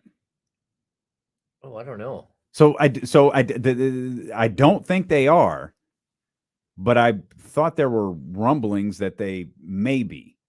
Obviously, that could potentially be a factor for their next head coach, because with that type of stuff, you wonder if my superstar player wants to be around to deal with all of this nonsense.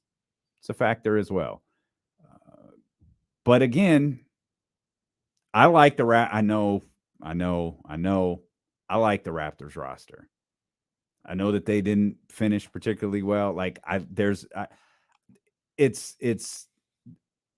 moldable. Like there's enough there that you can work with. You can turn Toronto into something. These are 4 really attractive job openings. I do think Toronto's an attractive job opening. I think the 76ers are, and I think the Suns are. The Bucks probably the best job of the 4 available. The Suns are, it's tough. 76ers are tough. But again, with those 2, it's a lot like the conversation we're having with Joe Mazzola. Expectations for the 76ers aren't, hey, break a 16-year playoff drought, or break Monty Williams, or break a 9-year playoff drought.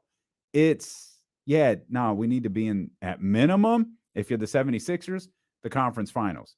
If you're the Suns, you just mortgaged your whole family for Kevin Durant. It's to be in the NBA finals, to at least have the last crack at winning the trophy. And that makes the list of people who are fit for that job very small. The list of people who could take those jobs are the list of guys who were just fired from theirs. Of course. It's the Monties and the Doc Rivers and the Nick Nurses. It's those guys. Mike Budenholzer. And Mike Budenholzer. Yes, thank you. Yeah, I mean, it feels like it's going to be musical chairs.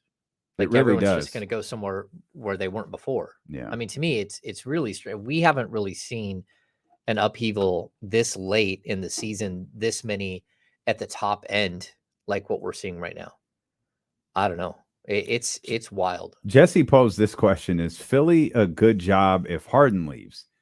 I might argue it's a better job if Harden leaves. I concur.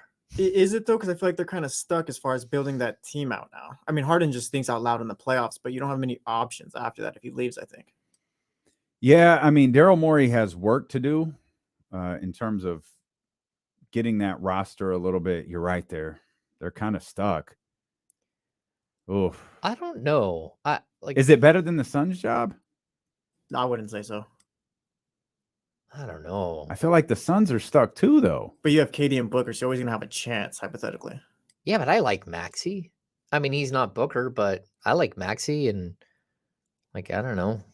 I guess you got Chris Paul too. Be too like Chris Paul's in. And they said they're gonna opt in. That was a rumor that they're gonna opt into Chris Paul. Well, yeah, it's not really an opt in or an opt out thing. It's just it's weird.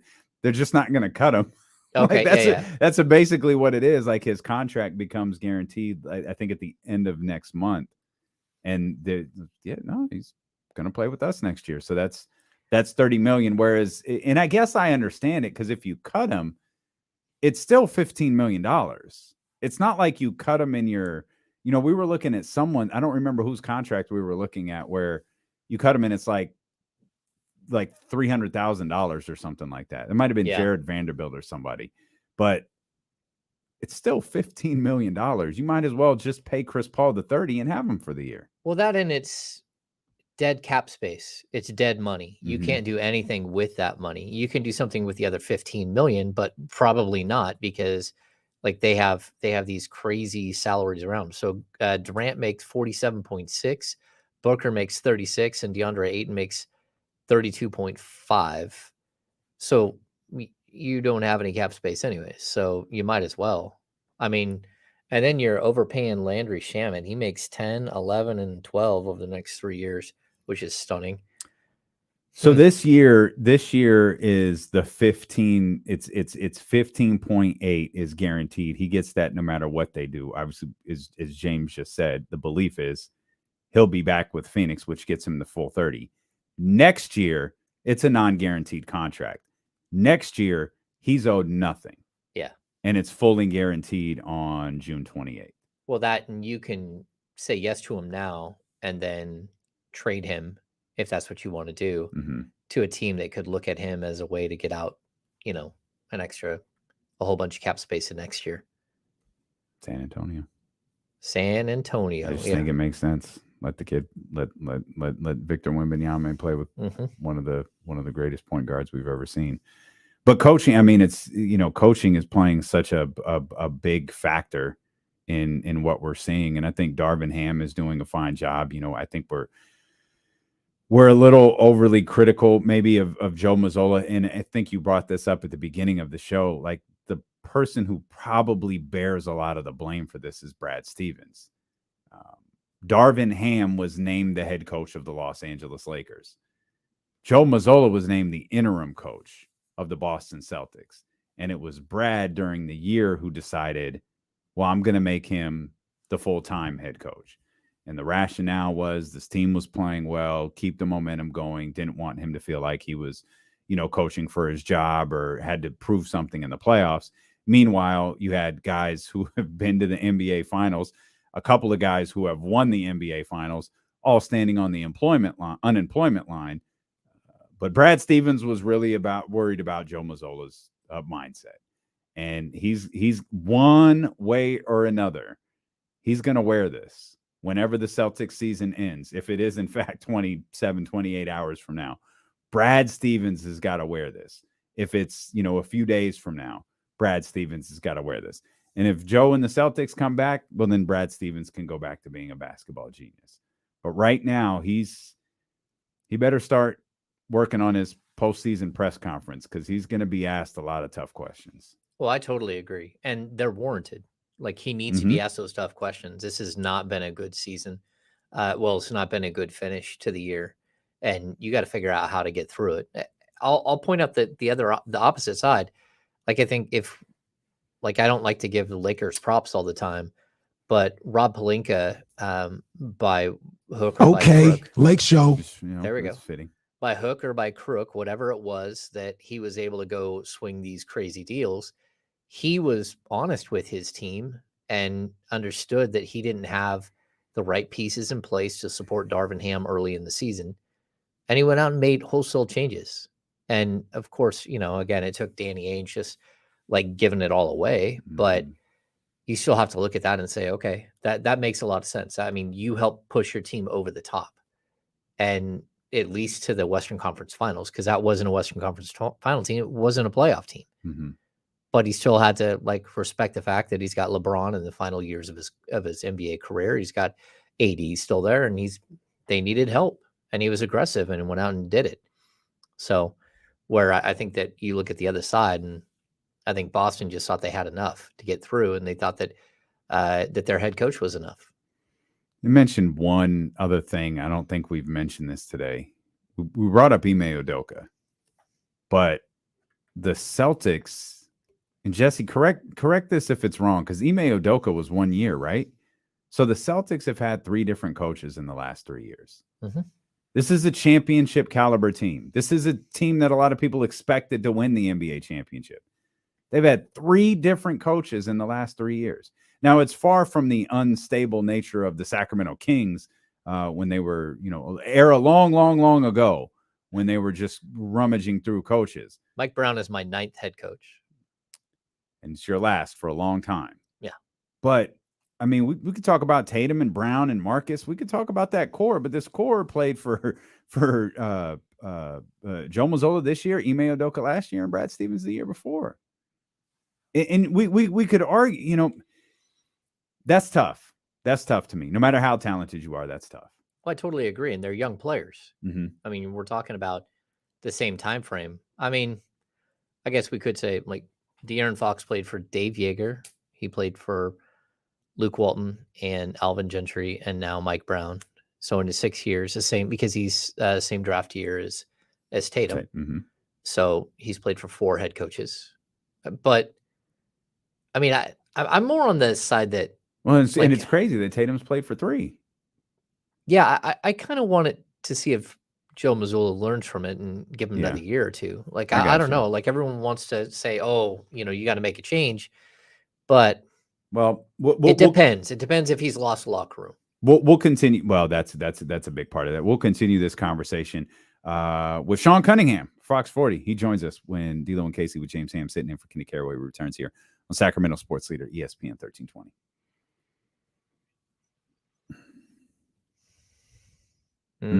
Man. Yeah. Goodness gracious. Yikes. Hit the thumbs up, guys. Appreciate you so much for hanging out with us, taking part in the poll questions, all of that good stuff. Way more votes in the poll questions than the thumbs up, though. That's just kind of hurtful, but it's okay.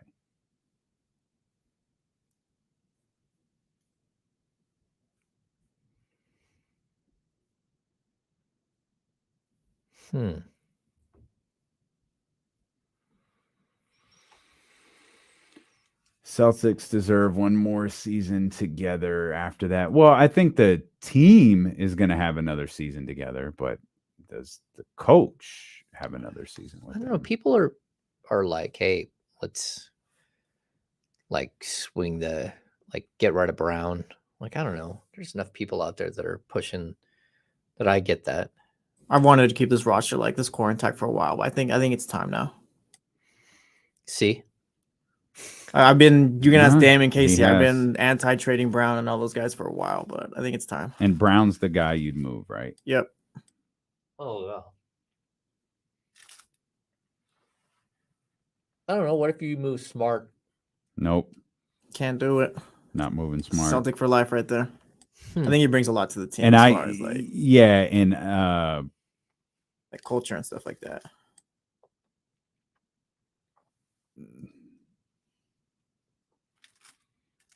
Yeah, I don't think Brad would trade him either. Plus, you could probably get more out of Brown.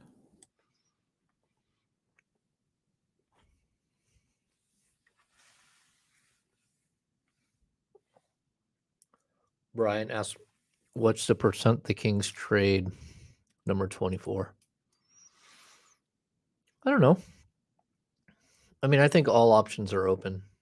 Like at 24, it probably depends on, number one, Sasha. If you got Sasha coming over, because then I think he allows you to make a higher end flyer on somebody. But I don't know. Like they need like 1.5-2 solid rotational pieces. Hey, there's Sean Cunningham. Fox 40, Sean Cunningham. What's up, man? Oh, nothing much. Can you guys hear me okay? Yeah, we got you. We're not on the air, are we? No, I mean on the live stream, but we're not on the radio. That works. How are you guys doing? Good, man. Good. At least Damien and I came wearing NBA shirts. Like, I don't know if you can see my Dennis Rodman. Oh, I thought it was a band shirt. I was like, what band shirt are you wearing? Now Should be like a concert. Yeah. Rodman. Yeah, I see that it says Rodman. That's a great shirt. I'm in full off-season mode, fellas. There you go. Well, it just forewarning. Don't spoil it here because we'll wait till we get to the race. I'm coming out hot. I want to know the concerts. That's what you're here for. You're here for hashtag concert season. I wish they were more impressive, to be honest. But I'm ready for that. I feel like a lot of concerts just kind of got announced all at once, like a bunch of them. Yeah. I mean, they do. And then there's ones that you got to figure out, like, because they just sell out so fast and you got to figure out other ways. And it's not a cheap hobby, that's for sure. We still have a couple of shows this year. Yeah, you're going to Vegas, aren't you? We're supposed to go to Vegas for Ed Sheeran at Allegiance. We have Madonna. Wow. Chase. I think, no disrespect to her, but that probably passed her by, right? Like, I don't know. We'll see. I almost dropped a couple bucks to go see, and I decided I almost dropped a couple bucks to go see Diana Ross at Hard Rock. But then I was like, Diana Ross is like 79. Like, what show can I reasonably expect? She's 79 years old. Well, Sean and I went and saw McCartney, and right. He was 78, 79. That was incredible. An incredible 3 hours. But I will say it did make you wish you'd seen him like 10 years earlier. Sure. Yeah, but I still thought he had good energy. I don't know. If they could just prop Diana Ross up on a chair somewhere, I think she could handle. I'd go to Diana just hoping Tracy would come out at some point. Just oh man, the Tracy Ellis Ross sighting at a Diana. That would be incredible. I saw why am I drawing blank? Elton John this last year. And, you know, they just basically motorized his piano. So he just drives around the stage on a giant piano. And I kept thinking, I could see him going into a grocery store with his piano, just going up and down the aisles, like one of the little carts. Because that's what it looked like. He was just kind of like easing around the stage. I took my grandmother to see him at Arco, and I still have the image of him just hawking loogies onto the stage from his in between songs. It was great. Oh goodness. Yeah. All right, we're coming back, Sean. Hang on. Okay.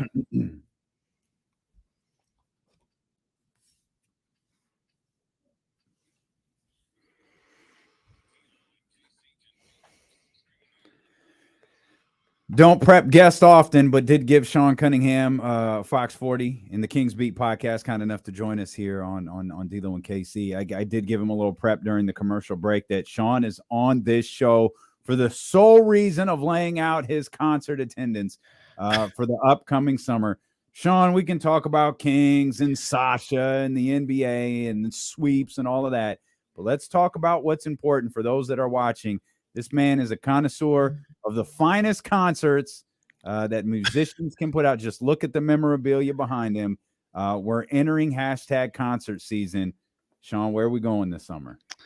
Well, it's definitely good to see you guys, first of all. It's definitely going to start this weekend because I got Bottle Rock, boys. I got Napa, 3 days.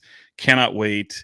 And mind you, I book Bottle Rock every year before I even see the lineup because it's just cheaper that way, and it's my favorite time of the year, and it comes at the right time because basketball season's over for the most part for me, and yeah, man, I absolutely love it. Like, I get into an element there. It is a vibe. And who's headlining Bottle Rock this year? Yeah, they got like Lizzo, Red Hot Chili Peppers, Post Malone, Duran Duran, Wu-Tang Clan. I can't wait to see Lupe Fiasco again. He's there. Yeah, Lil Nas X, Sheryl Crow. I mean, it's just an eclectic group of people. Bastille, if you're into that sort of thing. I like Bastille a lot. So, yeah, I'll do 3 days of Bottle Rock. And then I think after that, nothing until Halsey at Hard Rock. I'm gonna go check out Halsey again, and that's like a string kind of concert too. Kind of string is what they're kind of billing it as. It's not like a typical her show, which I've seen her several times and enjoy. And then yeah, man, just I'm gonna try and see Foo Fighters up in Tahoe. Who just announced a new drummer. Yeah, about that. And then definitely out to I have Coldplay in San Diego I'm gonna hit at some point, and trying to mix in the Killers and a couple other little shows of hip hop around the way. So yeah, man, I'm looking forward to it. It's gonna be a fun summer. Isn't Lizzo here this week? She is. So she's in I believe she's Saturday at Bottle Rock and then Sunday at Golden One. Yep, that's it. Yeah, she's Sunday at the Golden One Center. I think Lotto's with her. James, what's your favorite Lizzo song? I have no idea. What about Lil Nas X? You big Lil Nas X guy? Nope. I've heard the name. Have you seen Lil Nas X? No. Okay. Maybe. That's an experience. Just don't Google him now. Google him later. Definitely Google him later. But yeah, that's a good. I know I've got. Are you doing the Blue Note Jazz Festival? Yeah, so I'm gonna try and do that one too. I know Chappelle kind of is behind a good portion of that, and to see a great number of their artists come through. Soul Bloom is the other one I don't have locked down. Anytime I can see Jessie Reyes, I am in. She is just a lot of fun, and got to meet her a couple times. We've got huge plans for Soul Bloom. If you need help, yes, sir. Boy, I might be I might be able to help you out with this one, believe it or not. Oh, then I come to the right place. Yeah, we got you. Yeah, Soul Bloom is going to be something. Blue Note Jazz Festival is the one I really need to find a way into, because that's Mary J. Blige and Nas is the two big headliners with Dave Chappelle. It started last year too, right? Like they brought it into Napa last year, and I wasn't able to go. It conflicted with some stupid thing, but I'm not going to make it kind of a conflict this year. I want to go, so let me know. We're in. Yeah, no doubt. We'll get that done. James has concerts lined up as well. We're going to the same places, James and I are. We're just not seeing the same act. You're going to the Chase Center to see Madonna. Mm-hmm. I'm going to the Chase Center to see LL Cool J. Okay. You're going to Allegiant Stadium to see Ed Sheeran. Yep. I'm going to Allegiant Stadium to see Beyonce. Yeah, man, that's a tough ticket. I'll be honest. I got lucky with Beyonce because she announced the second show in Las Vegas, and I just got lucky. I just checked at the right time and got a face value seat. Just pure luck. Sean is a king of that. Sean has a system. I do. He's not. I don't like to share it. No, that's okay. There. There's nothing wrong with that. Like there's a good system. Yep, I got you. I've had a few practices of my own, but no one better to talk music and concerts with than our guy Sean Cunningham. Yeah, he's seen everyone everywhere. Yeah, he has. Almost. The great placard. So that's I asked you this, but that's Jay-Z at Madison Square Garden behind you. That's Jay-Z at the White House. That was the Jay-Z at the White House, and it's no. Wait a minute, you weren't in attendance at that, were you? I was not. No, that would be the most Sean Cunningham thing ever. Yeah, I was there. Like I was at the White House. I have a family member who worked with the Obama administration before he was president and before he became, back when he was like a lawyer in Chicago. So went all the way to the White House, and we have a few friends. And I wasn't able to get the ticket, but I got something, as a result. Yeah. That works well. It's right next to one of Sean's many Emmys that he has. Yeah. All right, let's shift gears. Let's talk basketball. Let's talk Sasha Mania, because I believe you were the first person who really came out there and definitively said, I believe the famous 90% Sasha's coming came from Sean Cunningham. What do you think after the Euro final, and what do you think the next steps are with Sasha Vezenkov? Yeah, it's interesting to see how many days, weeks go by before they jump into negotiations. Like what's the, like, do they let them hopefully have an answer before next month's draft? Although I told our guy Eric Rucker on the air last night on Channel 40 that I can't see having Sasha in Sacramento really impacting decisions that go into the draft. I think that they're kind of separate from one another. I think you still go into the draft if you can move the pick and better your team, you do that. Having Sasha's draft rights, if he doesn't come over, does that become even more of a bargaining chip? Can you move those? Does that have any value for somebody who's now dissed essentially 3 teams and coming over in Brooklyn, Cleveland, and now Sacramento? So no, I mean, I look, the Kings are very confident. It's something that they've had a confidence in since negotiations broke off last year. They're in a position to give him more money. They value him, and they've sent the whole arsenal. And even Sasha himself, in a quote, said they sent everybody but the mayor from Sacramento over to see us. And I know, even James made fun with the comment on Twitter with Mark Jones wanting to go scout Sasha. And yeah, I mean, it just seems like it's a foregone conclusion at this point. It's just how long does losing another, he lost semifinal last year, and now this year as champion, as he is the EuroLeague MVP. Does that still leave a hunger in his belly to try to check that box, or does he move on to bigger and brighter things and what's left to accomplish at this point for him, and go get that money, go play in the, best basketball league that there is in the world, in the NBA? So I think that's where ultimately he's going to decide. It's, if it's up to the Kings, he's here. They're going to be able to pay him more money, and they absolutely love the guy. So it'll be interesting to see how soon they can get something done. I don't think if this thing gets into, July or August, there's a reason to panic or anything like that. But hopefully they can get it done sooner than later. Yeah, I think the deadline is sometime in July. Oh, that's right. You're right. Yeah. They have to lock him up by. But Sean, what kind of impact can he have? Because I mean, we debate this, and like we've gone back and forth on a little bit.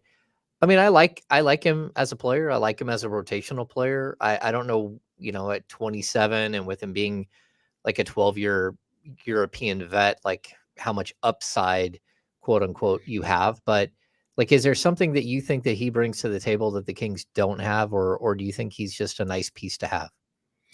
Well, I think both can be true, because I think he definitely adds spacing. He definitely adds shooting. Those are at a premium in this league. But, I still think for a team that took vast strides in their basketball IQ from last year to this past season, I think there's a lot of still room to be done, and I think he brings that. But I really like some of the things that you come out of a playoff series with the Warriors, and just knowing some of the deficiencies that the Kings show throughout the season. And it's like, okay, yeah, defense is paramount in terms of something you want to accomplish, but I don't know that he brings that. But I can see that he brings a tenacity. He looks like a physical, gritty type player who cuts very, very well and has a great feel for the game in terms of where spacing needs to be and how he can best impact the game. And I feel like he rebounds well, which is something that you might be able to do at EuroLeague, but how does that translate to the NBA? So in some of I think the one thing that will translate are the two things I mentioned. I think is cutting, is spacing, the shooting, and obviously just the tenacity that he plays with. He's not a quote unquote typical Euro player who might be a little bit soft. He looks like a guy who has some grit and physicality, and the Kings need that in the worst way. Sean, you're notoriously the most level-headed Kings media member out there. Like, you're never too high, you're never too low. You're, guys, let's just wait and see. Right.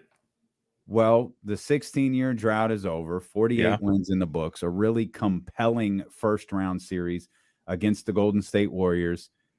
What is your thought process on next season? And what are your expectations for someone who has seen a little bit of good and a lot of bad with this franchise? Man, I've been waiting for this question to come up in the Kings Beat, because I know it's super, super early to forecast it, but no one has asked me. So I've been looking forward to it. So I'm glad D'Lo, I'm glad you brought it up, because this, now you have a sample size, right? And I feel like there is a world that exists that the Kings could actually do worse in the regular season and still be a better off team than they were this season.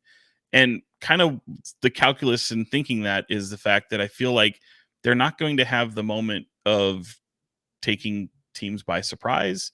They were obviously blessed with great health this past year. You see how that affects teams in the regular season.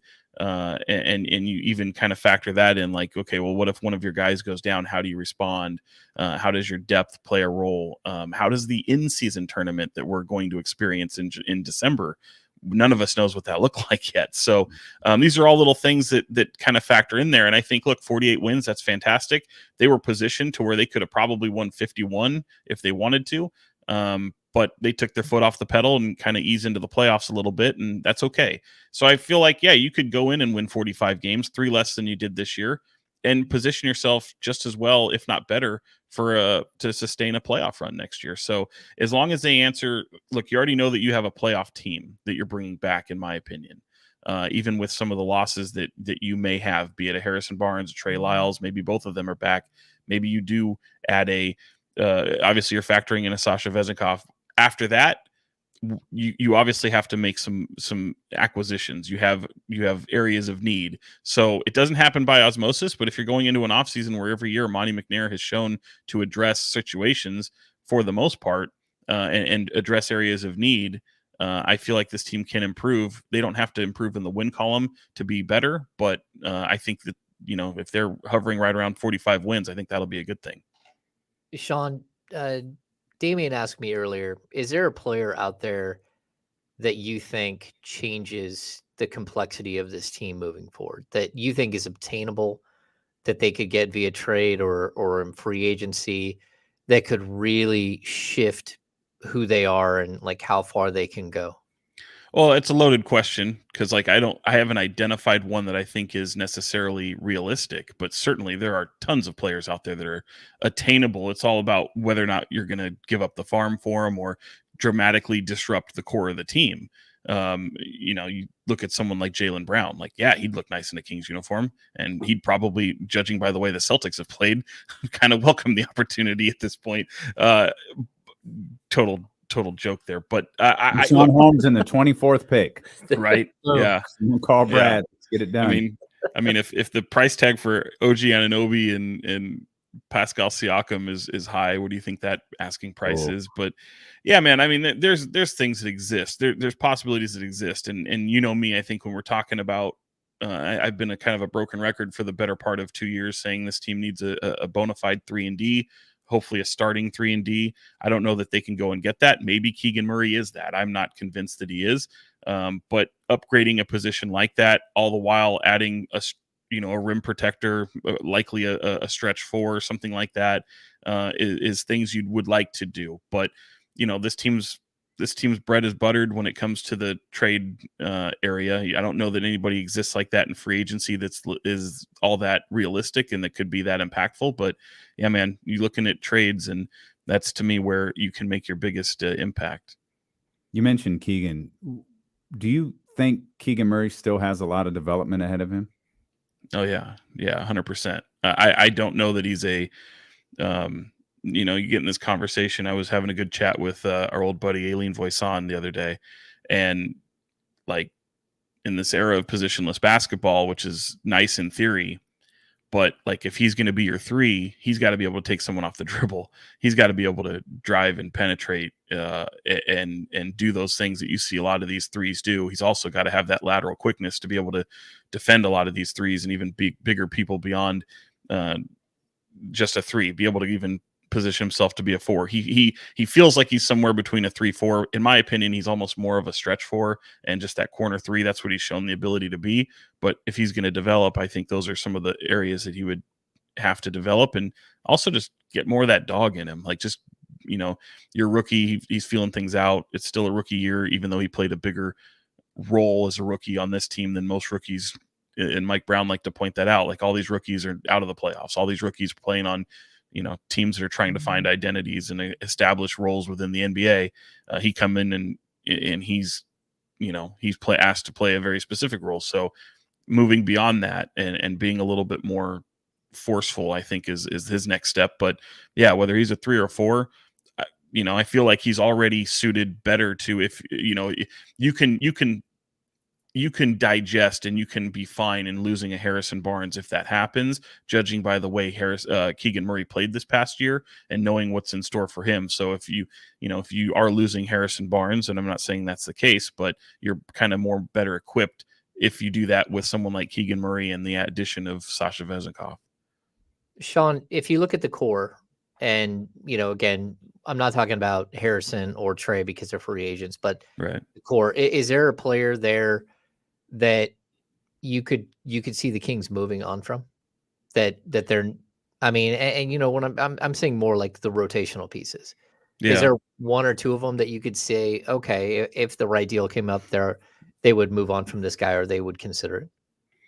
I think not without really getting significantly better. I think the one piece that kind of just pops up, knowing just that he has a few years left on his deal, he just signed, as Kevin Huerter, or signed obviously a couple years or 2 years ago, but knowing that he's got some security there, and I'm not saying that they would move him, but if you were having some, a pick and you had to really spice it up and add some shooting, which is obviously at a premium in this league, he's the one to me that might make the most sense. But I'm not going out there looking to trade Kevin Huerter unless I'm getting something back and that's rather significant. And I don't think you go out there looking to shop him at all. I think if it comes to a point where you're looking at someone like, some of these guys that continue to kind of come up in conversations, Siakam, Anunoby, Paul George, things like that, like certainly you can have discussions and kick things around. And if that's what it takes, then that's what it takes, because with due respect to Kevin Huerter, all three of those guys would be upgrades. Fine. Kevin Huerter and Rashawn Holmes. Right. There it is. What's you mentioned his name. What does your gut tell you about Harrison Barnes? Yeah, I'm a little, I'm curious to still find out answers to that in terms of, everyone, raves about Harrison Barnes and his impact on this team and what he does. And I don't know that anyone goes out and looks at the playoff series with the Warriors and, comes to conclusions over the body of work of an NBA season. So obviously that was a very tough playoff series. And these teams in the modern day NBA are really built for the postseason. So it's a tough one. I also think, the money that Harrison Barnes has made in this league, I don't know that in my world, if I'm playing the role of Monty McNair, that I'm all that comfortable in giving him the money that he's made. But certainly if you have a de-escalating contract and whether he's starting or coming off the bench, I think he adds value to this team for sure. But he also adds value to a lot of other teams. I think it's going to be tough, though, because he's a free agent and there's not a lot of teams that have the room to get him. So sign and trade possibilities exist. And, if Harrison Barnes is on your team around $12 to $15 million a year, that's not so bad. But anything beyond that, I personally would get a little bit kind of cautious of, and it would have to make a lot more sense, especially considering you've got, someone like Keegan Murray waiting in the wings, and you already have to add either another 3-and-D or a stretch 4. So I can envision both. I just don't think I have the answers from people I've talked to over the years to get a solid foundation or of belief that he'll be back one way or the other. Sean, I know we're seeing Jordy's name come up in head coaching searches. Whether that happens or not, I know he just went to where you go to Greece or you go to Spain to Lithuania. Yeah, Lithuania. Oh, there we go, Lithuania. What is your feel? Do you think the coaching staff is back pretty much in its entirety for next season? Or do you think, a team like Toronto or one of these like powerhouse teams that have decided to move on from their head coaches makes more of a bid for Jordy at this point? Yeah, I'm of the belief that having Jordy in the conversations certainly is certainly a good thing. I don't know that there's a situation with the names that are available. Given the names that are available, there's a situation out there that would curtail best for him. Certainly, you look at the finalists that was reported today in Milwaukee. I mean, you've got some pretty attractive destinations, and I think that when you're bringing in somebody like Jordy Fernandez, it might not be one of these caliber of teams unless they're going to go through some sort of not full reset, but semi reset. Because I don't think he's the best guy to go in through a full reset mode. I think you'd want a team that kind of maybe takes a step back or two, gives them a little bit of patience and doesn't have that, hey, we're championship caliber team to where all of a sudden we're hiring a first-time head coach. And I also don't think that he'll be a guy that will jump to another staff given his title with Mike Brown as an associate head coach. So I don't think that, if say Nick Nurse or Mike Budenholzer finds a job, that he'll be the number one assistant or associate head coach, given that he's already got that position. So I'm fully expecting him to be back. I think Jordy is aware of that. I think he will be a head coach in this league. I just don't think it'll be this season. And I think it'll be at a year where, you don't have quite the caliber of teams available with the coaches that have, championship expectations as well. I think he'll be more of a easier way in kind of a guy where he takes over a team that, might be on a little bit of a bounce back, have an upward trajectory, but ultimately not quite there yet. Are you surprised by what we're seeing in the conference finals? It feels like James and I have talked a lot about coaches and coaching today based on what we've seen through, 6 games of these two conference finals. Yeah, like I'll be honest. I mean, it's snooze fest. These games are just rough. Like I like the storylines. Don't get me wrong. I'm still watching, and I love these storylines. I'm thrilled for a guy like Gabe Vincent, who I know real well, and I can always appreciate the Miami Heat just because of Eric Spoelstra, who in my opinion is the best coach in the league, and has never won Coach of the Year, which is just outrage. But that is so much fun. I didn't expect Boston though, especially given the history.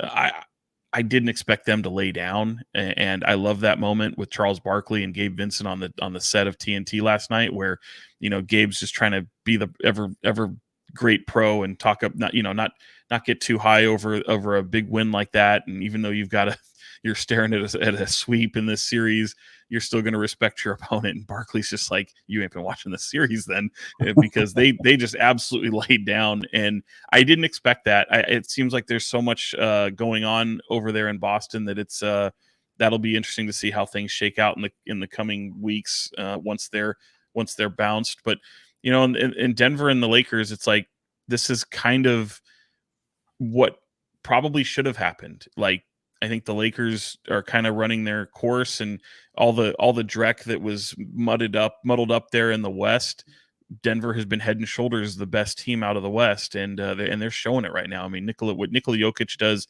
every single night is just incredible. He looks like Pugsley Adams and just goes out there and just destroys dudes, and does it in just the slowest way possible, and just most maddening way possible. And that image of him sinking that 3 to go into the fourth quarter over AD and Anthony Davis just looking around like, what am I supposed to do with that? It was nuts. And so super happy for guys like Michael Malone and Ryan Bowen, who have Kings ties, and like to see, if it ends up at Denver, Miami NBA finals, I'll be sitting there fully entertained by that series. But yeah, this has been a snooze fest, and it just goes to show, like, even that first round series that we thought was going to be so great between the Kings and Warriors, and we knew that it was, to see it kind of bear fruit and still be the best series that we've seen all postseason. It's nice. It's a nice little feather in the cap for Sacramento. Sean, you mentioned Michael Malone. We had a blast covering Michael. Yeah, he's a good dude, and even the post Michael Malone era, every time he comes to town, he's always got a bunch of love for reporters here in Sac, and we've had relationships with him for a long time. How happy are you for him to see him on this stage, to see him be so? Damian likes to say he's angry. Yeah, he's angry. Right. He's angry, but also like he's standing up for his guys. He's doing what Michael Malone's always done. And for me, it's really cool to see what's happening with him. But what are your thoughts on Michael? Yeah, he's a quirky dude, man. I mean, all coaches are. They're all a little crazy. He's so quirky, and I love his brutal honesty, not only to his team. He'll still, love on his guys, but he'll be brutally honest with them. And for him to be back in this stage and doing it against a team that kind of had their number at one point, and he's been through a lot with that organization. So is many of those guys, and they get this is what they envisioned. It's like, this is the year you finally have, a guy like Jamal Murray healthy and Michael Porter stepping into his own to help out a 2-time MVP, and can Malone get it done?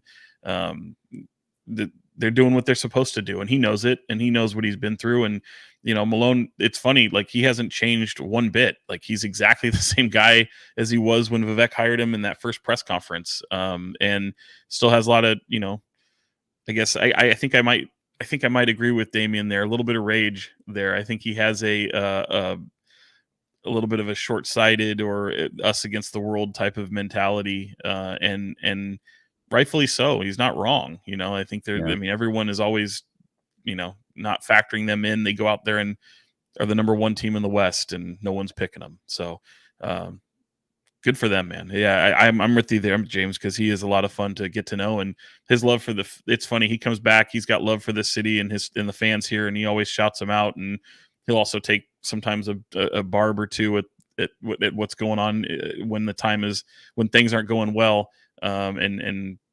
allude back to how he feels like there was unfinished work here. But the thing I always admire most about him is what he says about this city, and it's not just lip service. The guy still keeps a 916 number, so I think it's for that reason.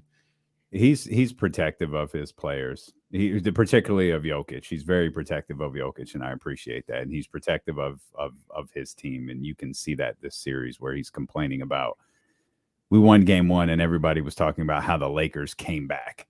That was your guys' story. The Lakers came back and they figured it out. And here we are. We're, potentially a couple of hours away from them shutting this thing down 4-0. And that's, and making their first trip to the NBA Finals. That's tremendous for him, for this group, and for Nikola Jokic as well. Because Nikola Jokic is one of those guys who's discussed a lot. He's he just doesn't look like the best player in the NBA, but he is. Like he just like he doesn't look like it. He's not the poster, but he is. Like he doesn't look like LeBron James. He doesn't look like Giannis Antetokounmpo. Hell, he doesn't even look like Joel Embiid, but he's that guy. And this playoff run, if it was a fun MVP conversation for sure, but this playoff run, I think, really is kind of made it definitive. Like he's the best player in basketball right now. And Damian, to that point, like he also looks like he doesn't care if he is. Like he doesn't, like you said, I almost sometimes wonder, like, I don't think he even thinks he's the best player on his team. Like he's that comfortable in his own skin and with that team to be able to, like, all right, great. If Jamal Murray's going to go off like he did the other night, great. Like he doesn't have to go out and get his, and Jamal Murray comes out in that second half and there's the Lakers make the adjustment and it's like, all right, no, now Joker has to go be Joker. And he did. It's incredible. Total team mindset. It's the ultimate buy-in, and it's not the sexiest, and it's not going to be the poster child for the NBA. I argue he could have won the MVP. Not that I would have voted for him, but he could have won the MVP and still wouldn't be the poster child for the NBA. Mm-hmm. Yeah, he wouldn't. Sean, great stuff as always, man. Thanks, man. Appreciate it. Well, I'm excited. We might be hitting our first concerts together. Me and Sean Cunningham, baby. Couple of music festivals, man. It's a buddy comedy right there. There it is. I can't wait, man. I can't wait. Napa's I love, first of all, Bottle Rock's great. Now you got this Blue Note Festival that started in New York. Oh man, I cannot wait. Cannot wait. Have a blast this weekend, man. I'll be watching all of the stories. We appreciate you, brother. All right, man. Thanks. That's our man Sean Cunningham right there. Fox 40 in the King's Beat. It's good stuff from our man Sean. I'm happy for Nikola Jokic. I'm happy for Michael Malone. Happy for the Denver Nuggets, only because the Kings aren't in it. I'd be rooting for their demise, and I'd be saying the hell with Michael Malone, but they're not. So good for them. I do think I think they get the job done. I always wonder within the playoffs, we talk about lessons learned during the regular seasons. I wonder, you talk about lessons learned in the playoffs and the fact that they went up 2-0 on Phoenix and then dropped 2 right after that. I had that in the back of my head at the start of game 3. Like, it's kind of playing out the same way the last series played out. Like, don't toy with the Lakers. Like, there's enough there. Just you got the ability to put them away. And as the game was progressing, I'm like, I don't know what to make of this. Like, I can't get a pulse for this game. And then there's always a stretch where the Nuggets they have more shot makers. They have more capable scorers. They have more playmakers. they get the job done. And while the series, it's certainly nothing like what we saw last night in the East, it feels like Denver has had pretty good control of this entire thing. It's all about the shot makers. Yeah. You know, that's like really, it's what separated the Kings. That's why the Kings didn't make it out of the first round. Their shot makers stopped making shots. And Denver's just found a way. And it's one big shot after another. I mean, you're sitting there like watching it, just like, whoa, oh, you know, like everyone's capable. Yeah. And it's just like fireworks the whole time. And like they're getting hit perfectly in the pocket, ready to shoot by Jokic. Mm-hmm. It's just absolutely spectacular. Yeah, they just have, it just feels like everyone on their team can score, whereas the Lakers have to go to a couple, you know, they have only a couple of guys that they can go to get something, to get a major bucket out of. And one funny thing about Denver is I feel like they've got good players buried on their bench that just don't play. And that's just the nature. I mean, and that's what happens in the postseason, right? In the postseason, your rotations are cut, but they've gotten rid of guys. And Brown has been so good for them. Like, again, it just feels like everyone is capable of scoring for them. Do you think they put it away tonight? Does it end tonight? Yeah. I think so too. I think it's a sweep. Yeah, I don't think they're going to let off the gas. Yeah, that's incredible. Is it any more incredible than watching Miami walk into Boston and winning game 1 and game 2? No, that was pretty wild.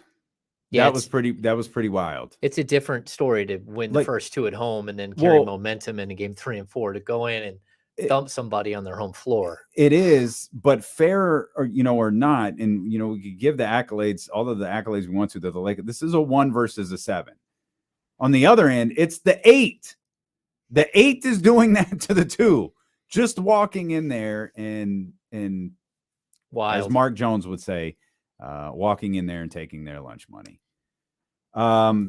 James, great stuff as always. I'm taking time away from your writing and the podcast. Thanks for having me to be with us, man. We appreciate you. As always, for those watching, for those listening, we appreciate you. I think we're going to run it back for an hour. So more with James Ham, more Kings talk coming up, more NBA talk on the way. And then we will head out to Los Angeles. Does this series end tonight? It's the Nuggets and the Lakers in the Western Conference Finals. And that's coming up here on Sacramento Sports Leader, ESPN 1320. Done. We're heroes. Hooray. We are heroes. Good old Sean. That's good stuff, man. Sean is a treasure. He is. He doesn't, he's been doing this for so long and he just doesn't get because he's not in front of a camera all that often. I don't think people know him as much. And like having the podcast is that's been pretty big. Yeah. Like it's weird. He's even noticed it too, but like all my time that I've covered the team, I get more people that walk up and say, "Oh my gosh, I love the podcast," than anything else. And it's something that Sean's felt like since joining me. Like he'll be out drinking on a Tuesday night. Someone will be like, "Oh my gosh, I love the podcast." He's like, "What is happening?" That's awesome. Yeah, he's one of our market's best speakers for sure. Like he's got this team down. Yeah. All right, guys. Kind of a new deal. We got to shut things down because we've got to turn things over to KSFM. So we appreciate you as always. Hit the thumbs up, and we will see you tomorrow at 12.